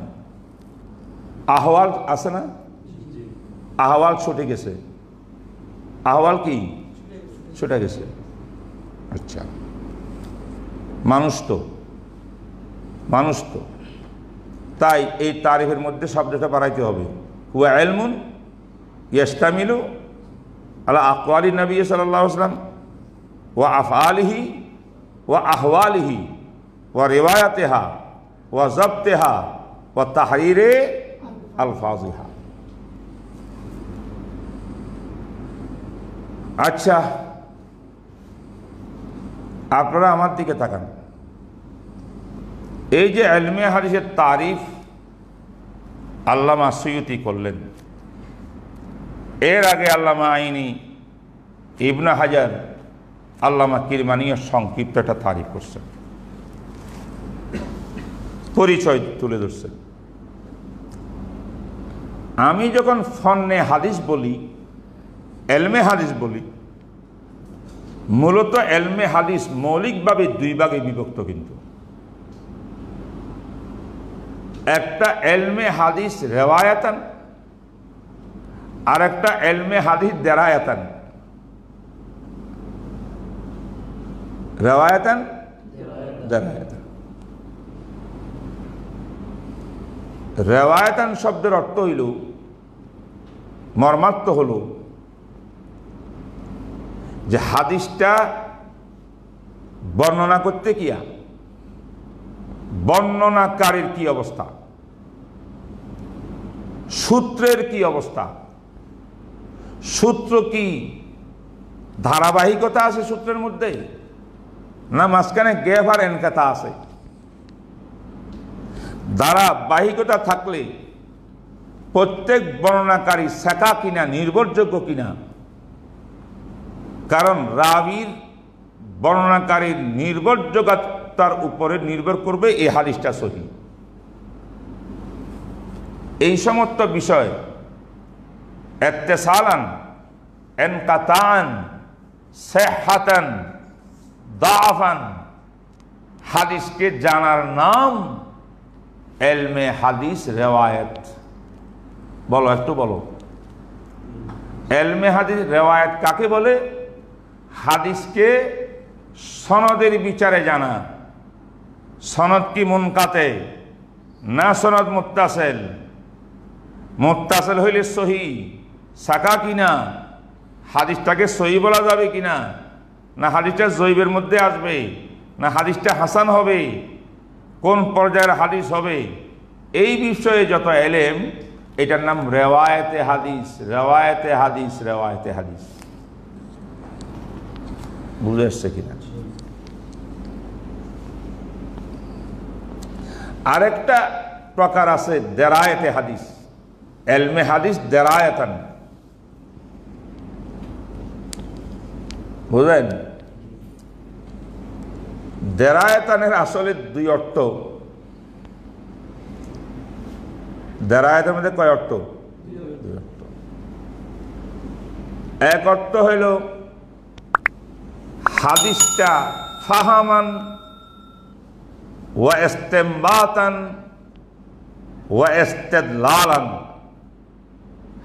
ইলমে হাদিসকে পড়ব, বুঝার মতো করে পড়ব, ভালো করে বুঝবো হাদিসকে। হাদিসটা কোন মাসআলার দলিল তাও বুঝবো, হাদিস থেকে কি কি মাসলা উদ্ভাবিত হয় তাও বুঝবো। এটা হলো দেরায়েতে হাদিসের একটা পার্ট।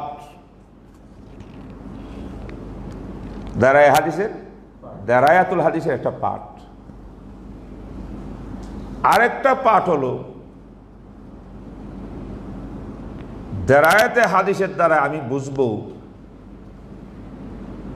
হাদিসটা কোন প্রকারে। হাদিসের কিন্তু ৮০-র উপরে প্রকার আছে। এটা কোন প্রকারের হাদিস, এটা রাবীর জীবনী কি, রেজালুল হাদিস, রাবীর ইতিহাস কি, রাবীটা কোন তবকার, বুঝেন নাই? এবার রাওয়ায়াতটা কোন তবকার, এটা কি মুতাওয়াতির তবকার, না মশহুরের তবকা, না আহাদের তবকা, এটা কি আজিজ না গরীব, যেটাকে আমরা মুস্তালাহুল হাদিস বলি, উলুমুল হাদিস বলি, শরহে নুকবাতুল ফিকিরে পড়েছি, আরো জায়গায় জায়গায় পড়ছি। উলুমুল হাদিসের মধ্যে বর্তমানে যত তাখাসসুসি উলুমুল হাদিস আছে এইগুলা নিয়েই তাদের আলোচ্য বিষয়বস্তু। বলেন তো দারায়েতে হাদিসের মধ্যে কয়টা পাইলাম? একবারে সংক্ষিপ্ত করলে কি হয়, দারায়েতে হাদিসের একটা পাঠ হলো মুস্তালাহুল হাদিস,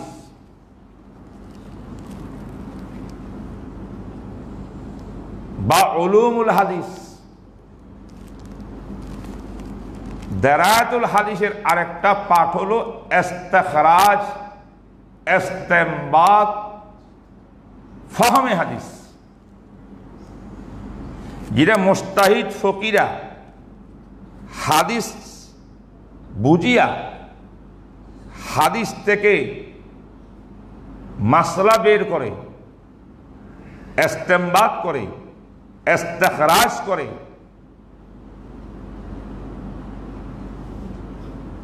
মানে মুজতাহিদদের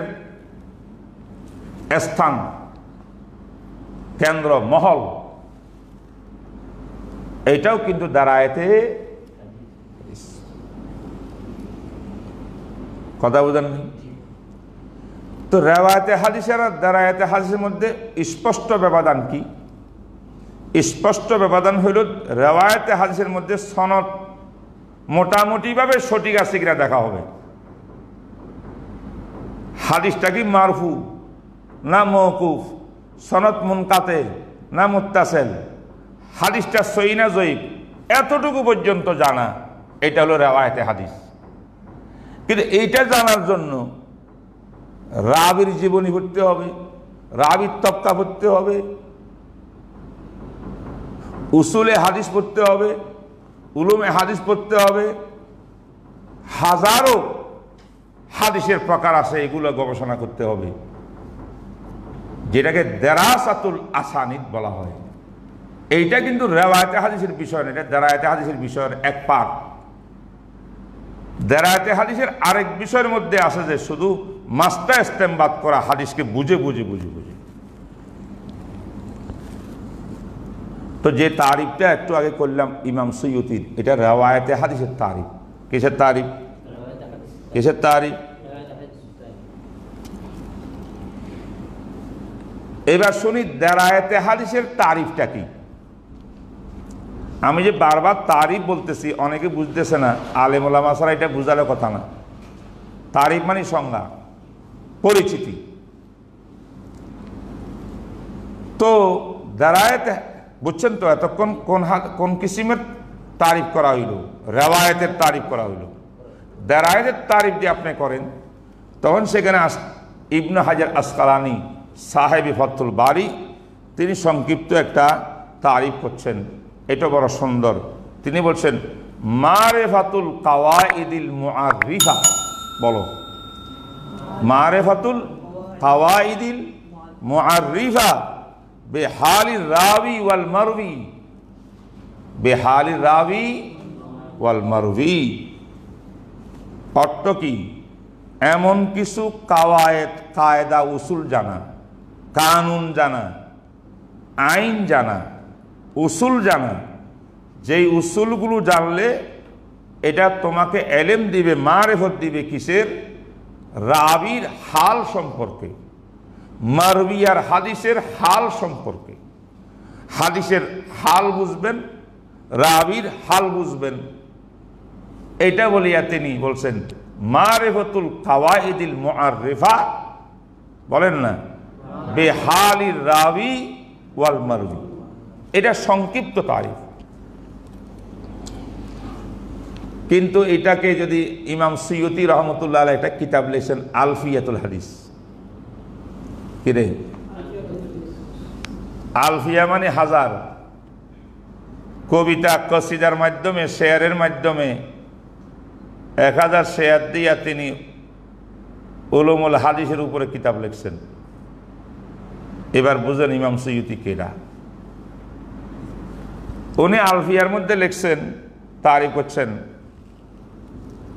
যে এলমে হাদিস দারায়াত কাকে বলে শুনো।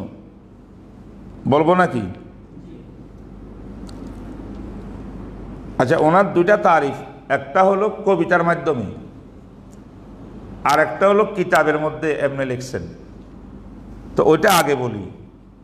তিনি বলছেন হুয়া ইলমুন ইউরাফু মিনহু, হুয়া ইলমুন ইউরাফু মিনহু হাকিকাতুর রিওয়ায়া ওয়া শুরুতুহা ওয়া আনওয়াউহা ওয়া আহকামুহা ওয়া হালুর রুওয়াত ওয়া শুরুতুহুম ওয়া আসনাফুল মারবিয়াত ওয়া মা ইয়াতাআল্লাকু বিহা।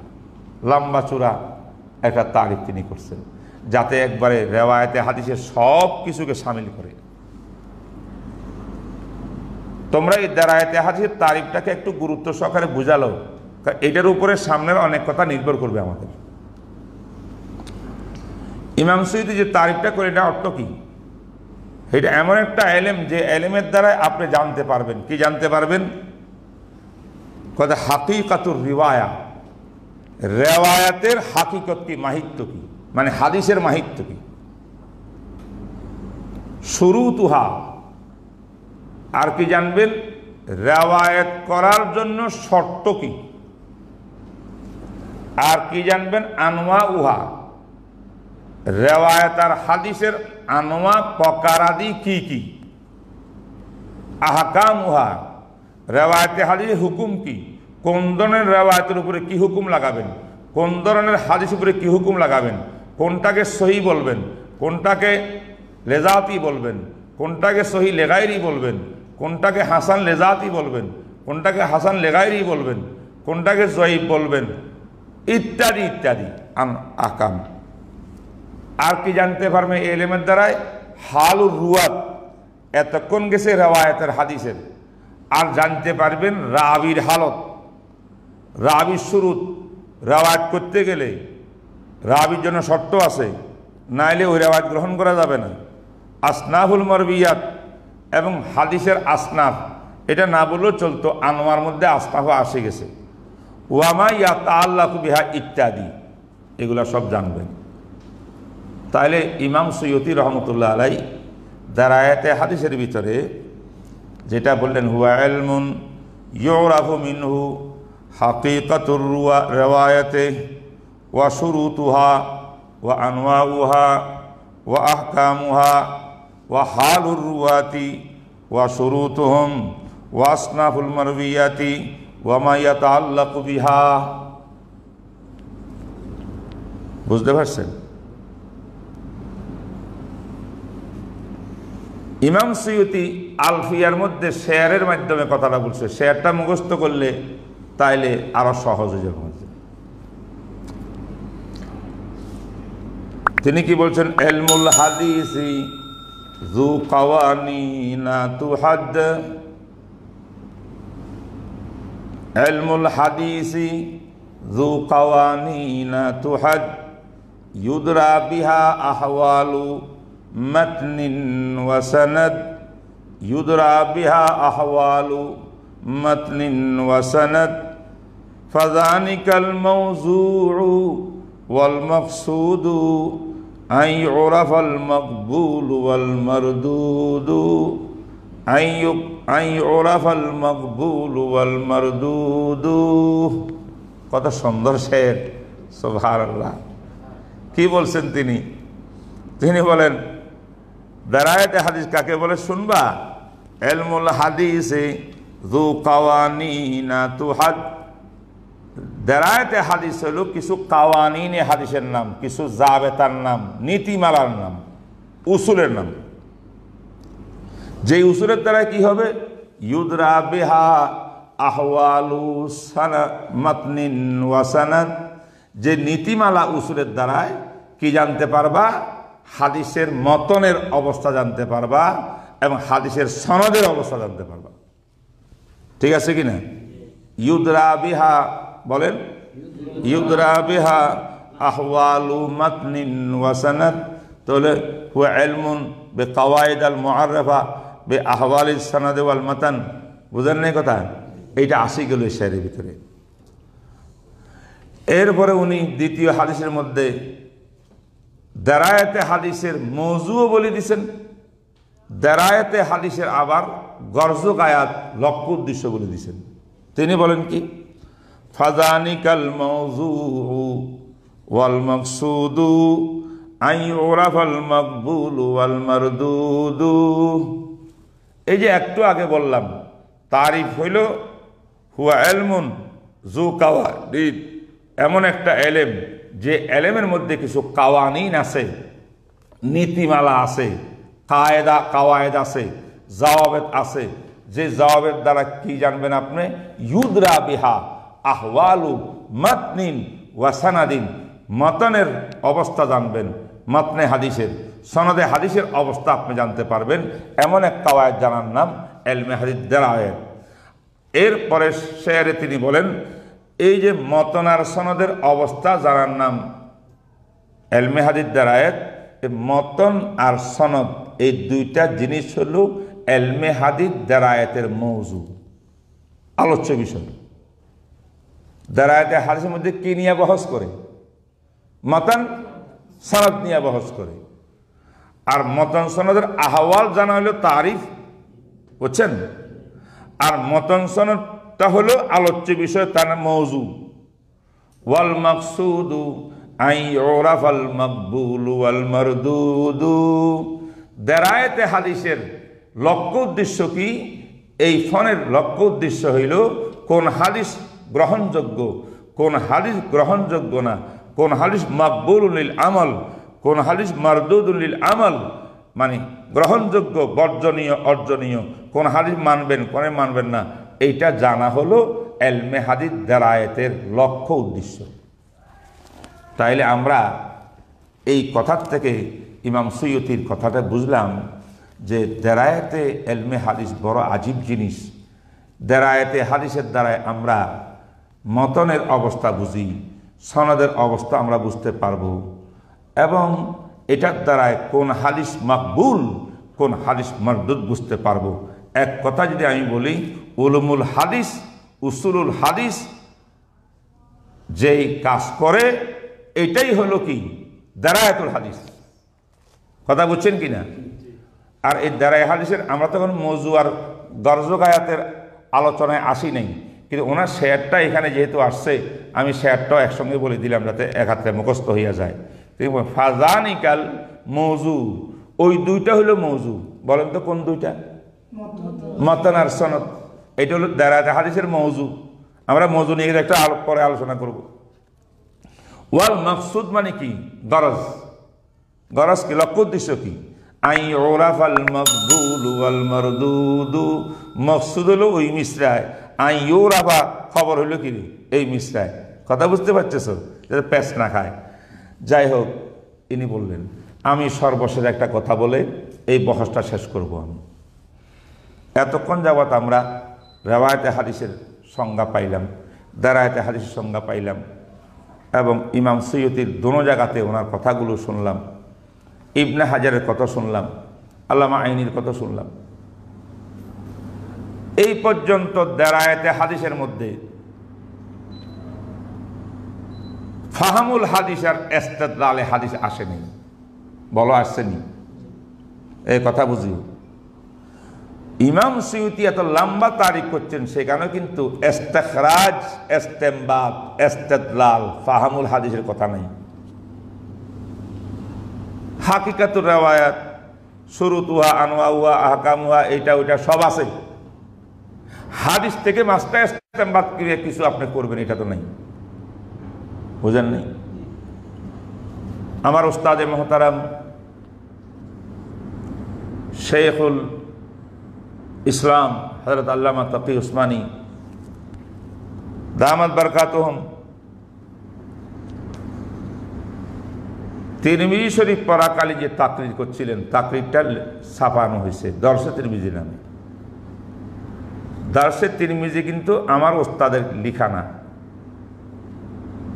পড়াইছেন, দরসে তাকরির করছেন ছাত্র একটা, ওইগুলা নোট করিয়া রশিদ আহমদ সাইফি ওনার বাগিনা, তিনি এটাকে পরে খন্ডে খন্ডে বের করছেন। এটার নাম দরসে তিরমিজি।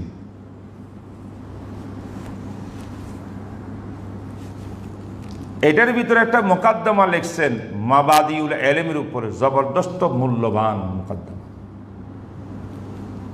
আমি এখন আলোচনা করতেছি, যদি দরসে তিরমিজির মোকাদ্দমাটা তুমি পড়ো, আমি মনে করি এই জমানার ছাত্রদের জন্য এর বেশি আর জানার কোনো দরকার নেই। এতটুকু জানলে বিশাল ব্যাপার। আবার আমাদের যে হযরত শেখের কিতাব জফর আহমদ ওসমানী রাহমাহুল্লাহ তাআলা যে এলাউস সুনানের মতো আজিম কিতাব লিখছেন 20 খণ্ডে, এলাউস সুনানের মুকাদ্দমা দুইটাকে মিলে একটা করা হয়েছে, ইনজাউল ওয়াতান, ইনহাউস সাকান। এটা পরবর্তীতে কাওয়াইদুল ইলমিল হাদিস নামে এটা ছাপাইছে শেখ আব্দুল ফত্তাহ আবু গুদ্দা রাহিমাহুল্লাহ তাহকিক সহ। এটা আমাদের উলুমুল হাদিসের মধ্যে পড়ানো হয়। তো সেখানে ইলমে হাদিসের উপরে যে অংশটা লিখছে, এইটা হলো আরো বড় কিমতি জিনিস। যে কোনো ছাত্র এলাউস সুনানের মুকাদ্দমা পড়বা, তা না পারলে কমপক্ষে দরসে তিরমিজির মুকাদ্দমাটা পড়বা, মাবাদি ইলম। এইগুলোকে তুমি ইস্তেহজার কলবের মধ্যে ঢুকাইতে পারলে, দিমাগে ঢুকাইতে পারলে, বস তুমি বুখারী পড়বা, সব কিতাব পড়বা আরবি, আর কোনো আলোচনার দরকার নেই। আমি যে এখন মুকাদ্দামাতুল ইলমের আলোচনা করতেছি, আমার কিন্তু এটা বিষয়বস্তু না, আমি বুখারীতে এটা আলোচনা করি না, একেবারে সংক্ষিপ্ত আলোচনা করতেছি। নাহলে আমি কোন আলেম কি তারিফ করছেন, সেই তারিফে কি সমস্যা আছে না ঠিক আছে, বিস্তারিত যদি নাকি কথা বলি ঘন্টার পর ঘন্টা চলে যাবে। এইগুলো আমরা তিরমিজি শরীফের উস্তাদের জন্যে, আবু দাউদের উস্তাদের জন্য রেখে দিয়েছি, তারা আলোচনা করবেন। বাকি যেহেতু এইটা ছাড়া আমি ঢুকতে পারতেছি না মুকাদ্দমাতুল কিতাবের মধ্যে, তাই আমি সামান্য একটু তোমাদেরকে ধারণা দিচ্ছি। কথাটা বুঝে আসছে কিনা, এটা সংক্ষিপ্ত আলোচনা কিন্তু। তো হযরত তাকি উসমানী সাহেব ওইখানে লিখছেন, সর্বপ্রথম দুনিয়াতে এলমুল হাদিসকে যে বন্টন করলেন, একটা রেওয়ায়েতে হাদিস আর একটা দেরায়েতে হাদিস, বলছি কিনা এতক্ষণ? এই বন্টনকারীকে তিনি দেখাইছেন প্রথম মুহাদ্দিস দুনিয়াতে, তার নাম ইবনুল আকফানি। কি নাম? ইবনুল আকফানি। তিনি প্রথমে হাদিসকে দুই ভাগে বিভক্ত করলেন, বা একটা রিওয়ায়াত একটা দেরায়েত। যেমন একটু আগে বলছিলেন আল্লামা তাবতাজানি দুই ভাগ করলেন, মুকাদ্দামাতুল ইলম, মুকাদ্দামাতুল কিতাব। ইবনুল আকফানি যিনি প্রথম বন্টন করলেন, তিনি কিন্তু দেরায়েতে হাদিসের তারিফ করতে গিয়া ইমাম সুয়ুতি যে শব্দগুলা লিখছেন তারিফের মধ্যে, এই শব্দগুলোর পাশাপাশি একটা জুমলা বাড়াই দিয়েছেন, ওয়া ইস্তিখরাজে মাআনিহা। কি বাড়াইছেন? ভালো করে বলো, কি বাড়াইছেন? ওয়া ইস্তিখরাজে মাআনিহা হুয়া ইলমুন ইউরাফু বিহি হাকিকাতুর রিওয়ায়াতি ওয়া শুরুতুহা ওয়া আনওয়াউহা ওয়া হাকামুহা ওয়া হালুর রুওয়াতি ওয়া শুরুতিহিম ওয়া শুরুতুহুম ওয়া আসনাফুল মারবিয়াতি ওয়া মা ইস্তিখরাজে মাআনিহা। এটা এখানে আসেনি? নাই। কোথায় আছে? ইবনুল আকফানির কিতাবের মধ্যে আছে। যিনি দুনিয়াতে প্রথম তাকসিম বন্টন করলেন হাদিসের এলেমকে দুই ভাগে, রিওয়ায়াত আর দারায়াত, তিনি সংজ্ঞার ভিতরে দারায়াতে হাদিসে আছে ইস্তিখরাজ মাআনিহা, অর্থাৎ কি? ইস্তিখরাজ মানে ইস্তেমবাদ, বলেন না কথা? ইস্তেমবাদ অর্থাৎ হাদিস বুঝবেন, হাদিসের গভীর থেকে কি কি মাসলা বের হচ্ছে এটা ইস্তেমবাদ করবেন। ইস্তিখরাজ মাআনিহা এটাও ইলমে হাদিস দারায়াতের তারিফের মধ্যে শব্দটা আছে। বুঝো নাই কথা? আছে না নাই? সুতরাং আমার ওস্তাদে বলেন, যতজনেই তারিফ করছে ইলমে হাদিস দারায়াতের, সব থেকে সহি শুদ্ধ তারিফ হলো আল্লামা ইবনুল আকফানির তারিফ, যেখানে ইস্তিখরাজে মাআনিহা শব্দ আছে। তার অর্থ হইল দারায়াতে হাদিস মূলত দুই ভাগে বিভক্ত হয়ে যাবে। এক ভাগের কাজ হইল সনদ তাহকিক করা, মতন তাহকিক করা, হাদিসের প্রকার বয়ান করা, শরায়েতে রিওয়ায়াত বয়ান করা, রুওয়াতের শর্ত বয়ান করা, আহকাম বয়ান করা, এগুলো তো আছে, যেটা উলুমুল হাদিসের কাজ। ইস্তিখরাজে মাআনিহা আরেকটা পার্ট, ওইটা হইল ফকিদের কাজ, ইস্তেমবাদ, মুজতাহিদের ইস্তেমবাদ আর ইজতিহাদের কাজ, হাদিস বুঝার কাজ। কথা বুঝেন নাই? এই জন্য দারায়াতে হাদিস দুই ভাগে বিভক্ত হয়ে গেছে। দারায়াতুল হাদিস বেমানা উসুলে হাদিস, এই এক সুরত। দারায়াতুল হাদিস বেমানা ফিকহুল হাদিস। কিরে বলেন না? ফিকহুল হাদিস, ফিকহুল হাদিস মানে হাদিসটাকে বুঝা, মাসলা ইস্তেমবাদ করা এখান থেকে, এটা ফিকহুল হাদিস।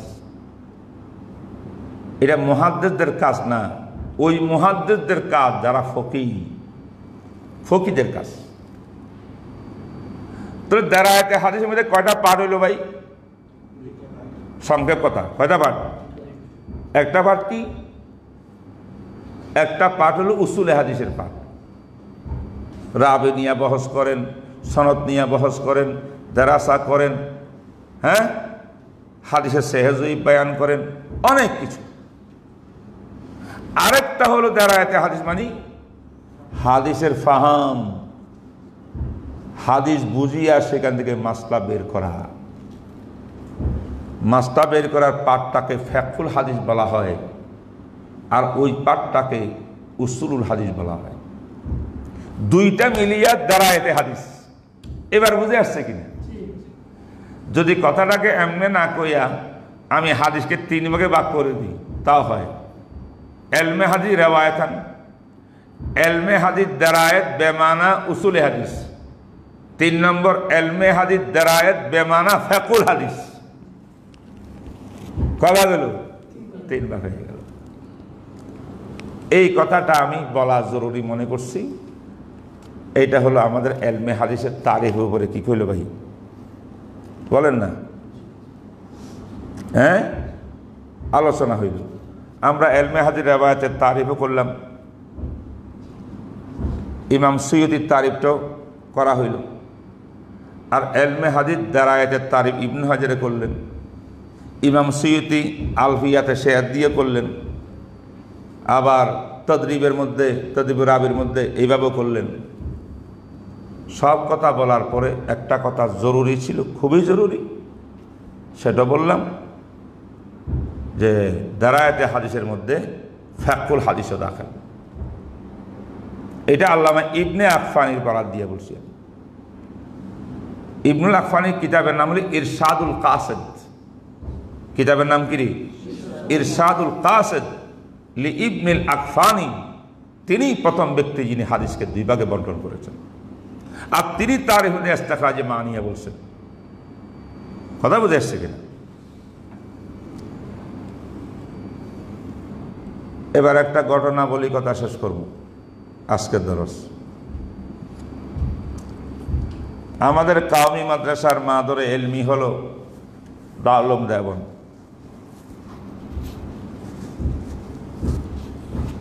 দারুল উলুম দেওবন্দ, তাই না?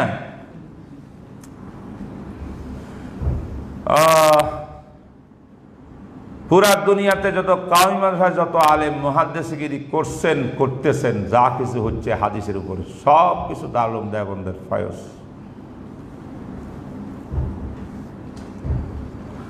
আমাদের কিছু বাইরা, এদেরকে কি আমরা নিজেদের হিতাকাঙ্ক্ষী বলবো না কি বলবো আমি বুঝে আসতেছে না।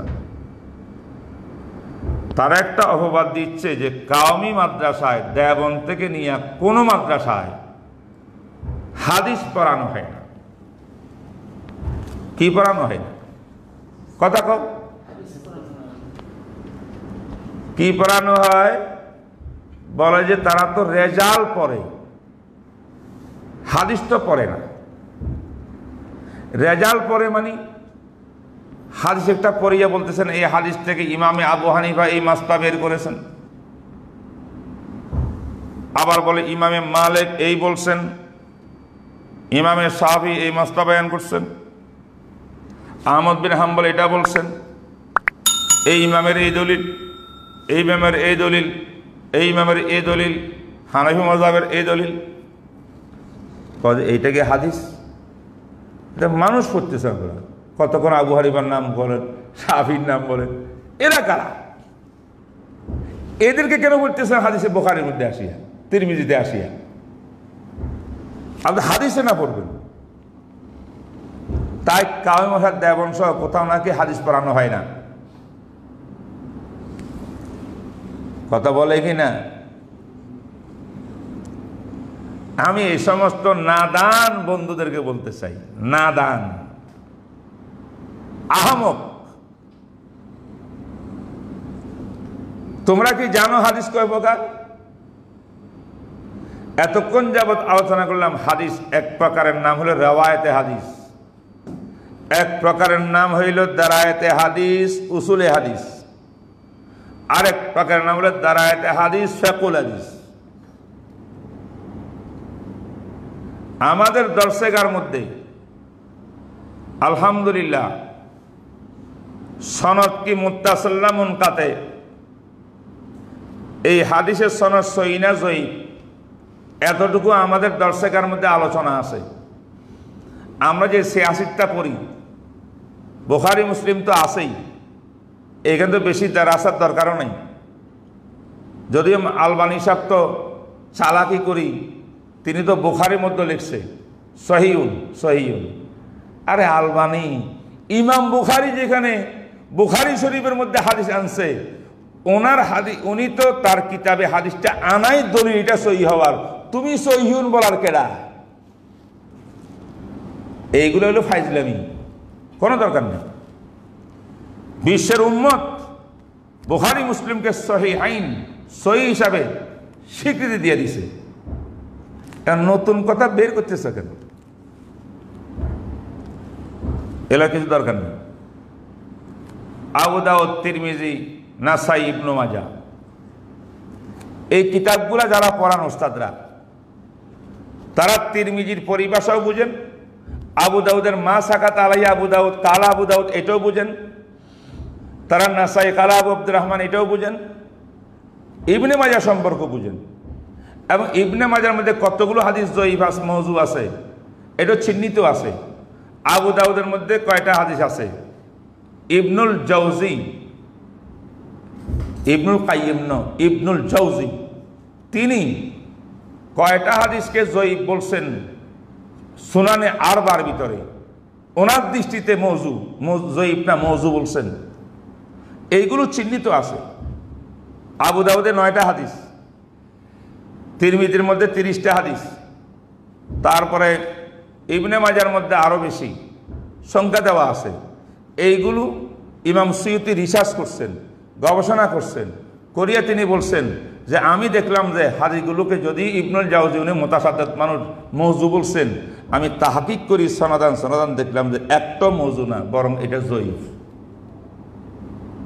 তাহলে ওনার দৃষ্টিতে মওযু হইলে সুয়ুতির নদীকে জয়ীফ।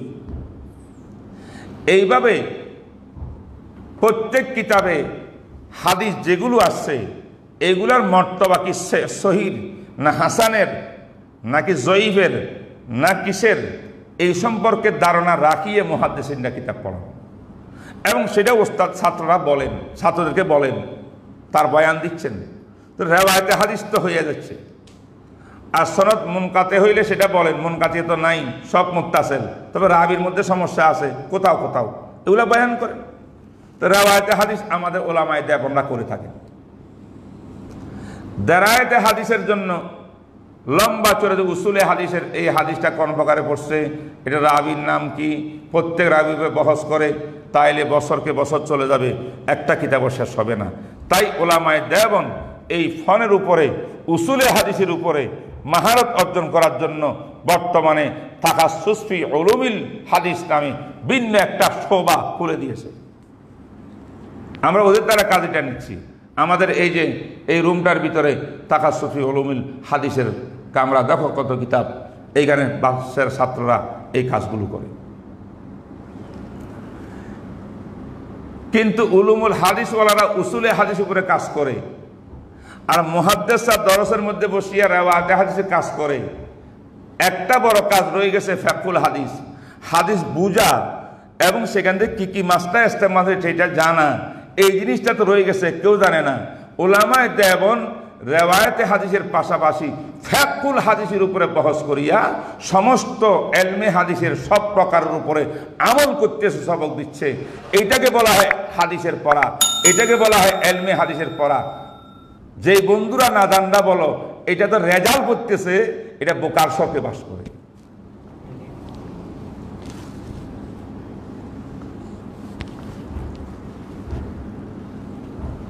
জরুরি আরেকটি কথা বলতাম, বলবো। আমরা তাকসিমে কাজ কার করেছি, কাজকে বন্টন করে দিছি। উসুলু হাদিস আর দারাসাতুল আসানিদের উপরে পড়াশোনার জন্য উলুমুল হাদিসের প্রকার বিভাগ আছে আমাদের।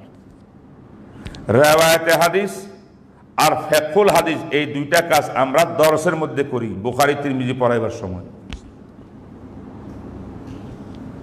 এখন রইলে আবু হানিফার নাম কেন আসে, মালিকের নাম কেন, শাফির নাম কেন? এটা তো রেজাল্ট।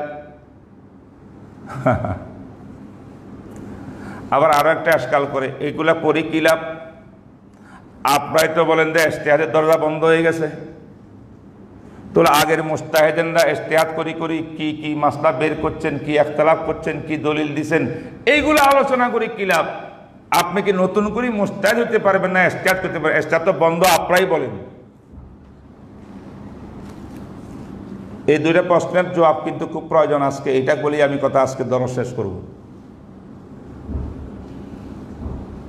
প্রথম কথা হইল ইজতিহাদের দরজা বন্ধ, কথা এটা যেমন ঠিক, ইজতিহাদ চলবে কিয়ামত পর্যন্ত, কথা এটাও ঠিক।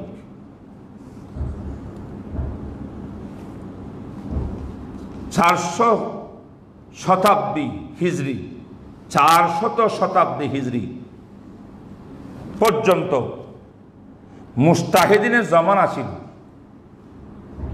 ইজতিহাদ করেছেন ফাহমুল হাদিস, ফিকহুল হাদিস থেকে মাযহাব তৈরি হয়েছে, হাজার হাজার মাসাইল তৈরি হয়েছে।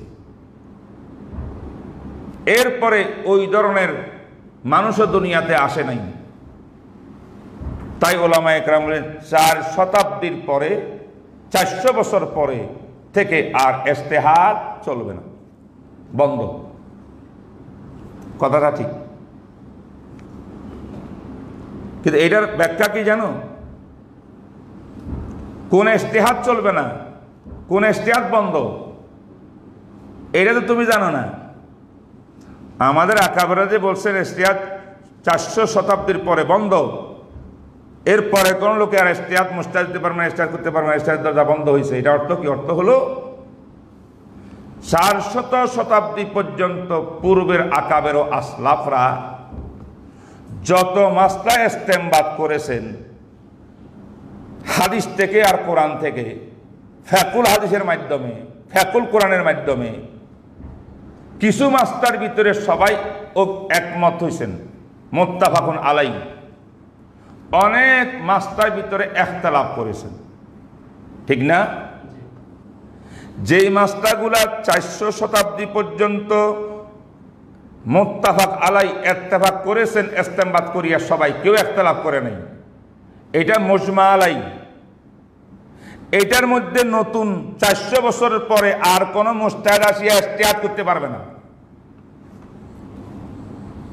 400 বছর পর্যন্ত যদি কি সুম্মাল্লাযিনা ইয়ালুনাহুম সুম্মাল্লাযিনা ইয়ালুনাহুম খায়রুল কুরুনি কারনি, সোনালী যুগের বুজুর্গরা এত বড় বিখ্যাত আলেম হইয়া রাসূলুল্লাহ ইসলামের নবুয়তের নবীর জমানার কাছাকাছি লোকরা 400 বছর পর্যন্ত বিজ্ঞজনরা যে মাসলাগুলো কোরআন হাদিস থেকে উঠাইয়া সব আলেম ঐক্যমত করছেন, তোমার কোনো অধিকার নাই এরপরে নতুন গবেষণা ইজতিহাদ চালাইয়া নতুন কিছু সৃষ্টি করার। এটা যেমনি আছে এমনি মানতে হবে।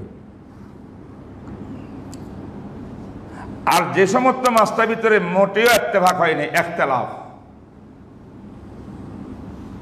কে বলছেন রফই আদান করা মুস্তাহাব উত্তম, কে বলছেন রফই আদান না করা উত্তম, ইখতিলাফ কি ইখতিলাফ নয়? কে বলছেন আমিন জোরে পড়া উত্তম, কে বলছেন আমিন জোরে না পড়া উত্তম। ইখতিলাফ কি ইখতিলাফ নয়? কথা বলো না, আসেনি ইখতিলাফ? যত ইখতিলাফি মাসলা আছে 400 বছর পর্যন্ত তার পূর্বের বুজুর্গরা প্রত্যেকেই নিজের রায় ঠিক করে নিছেন। শাফি মাযহাবে রফই আদান আছে, আমিন বিল জাহর, হানাফি মাযহাবে নাই। তাইলে মসলক ঠিক হয়ে গেছে। 400 বছর পরে তুমি এইখানে কি ইজতিহাদ করবা? কথা বুঝো। 400 বছর পরে আসিয়া তুমি রফই আদান নিয়ে কি ইজতিহাদ করবা? যদি ইজতিহাদ করিয়া তুমি রফই আদানের পক্ষে যাও, তো রফই আদানের পক্ষে তো ইমাম শাফি আগের থেকে আছে, তোমার নতুন কাজ কি হইল? যদি তুমি বলো যে রফই আদানের তারিখ করিয়া ইজতিহাদ করিয়া আমি রফই আদান না করার পক্ষে চলে আসলাম, তো এটা তো ইমাম আবু হানিফা সাহেব বহুত আগেই করে গেছে, তোমার নতুন কাজ কি হলো? কথা কয় না? ইত্তেফাকি মাসলা যেগুলো আছে ইত্তেফাক হইয়া গেছে, তুমি ইজতিহাদ করবা না। ইখতিলাফ করিয়া কোন ইমাম কোন বুজুর্গ কি মসলক কোন পক্ষে গেছেন ওনার দলিল কি, কোন বুজুর্গ আরেক পক্ষে গেছেন তার দলিল কি, এইগুলা স্পষ্ট বাইন পরিষ্কার হয়ে গেছে। এই নিয়ে 400 বছর পরে আসিয়া 1500 বছর পরে আসিয়া তুমি এখন নতুন মুস্তাহিদ সাজিয়ে গবেষণা করি, তুমি কি কচু করবা আলু করবা?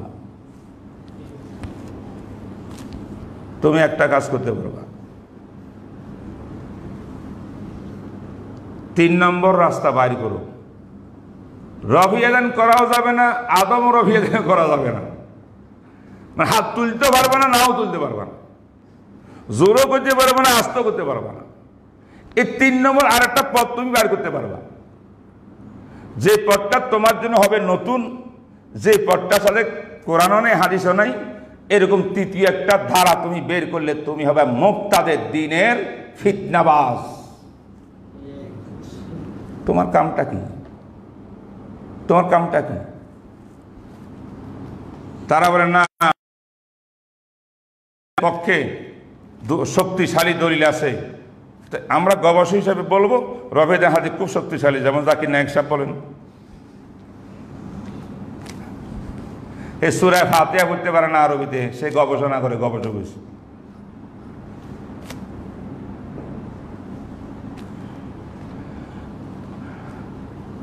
আচ্ছা, তুমি যদি নাকি রিসার্চ গবেষণা করিয়া ইজতিহাদ করিয়া রফি আদানের হাদিসকে মজবুত পাইছো আর কি, তো কি হয়েছে? তুমি কি রফি আদানের হাদিসকে মজবুত তোমার মতো সমদালি রমদালি ব্যক্তি কোয়ার দ্বারাই কি যারা রফি আদান করে না কোটি কোটি বিশ্বের মুসলমান হানফি তারা কি রফি আদান করে ফেলবে? কথা কয় না? করবে? তোর কথা মানবে? তুমি গবেষণা যদি দেখো না রফিদান করা যাবে না, এটাই বড় মজবুত দলিল। তাহলে বিশ্বের যে সমস্ত গায়রে হানাফিয়া রফিদান করেন, তোমার এই নতুন গবেষণার দ্বারায় আজকে ১৫০০ বছর পরে আসিয়া ওই সব মজাবের লোকরা যারা রফিদান করে তারা কি রফিদান কি বন্ধ করে দিবে? কথা কয় না? তাইলে নতুন গবেষণার দরকার নাই। ৪০০ শতাব্দী হিজরি পর্যন্ত যত গবেষণা হয়েছে, ইস্তেমবাদ, যত ইজতিহাদ হয়েছে,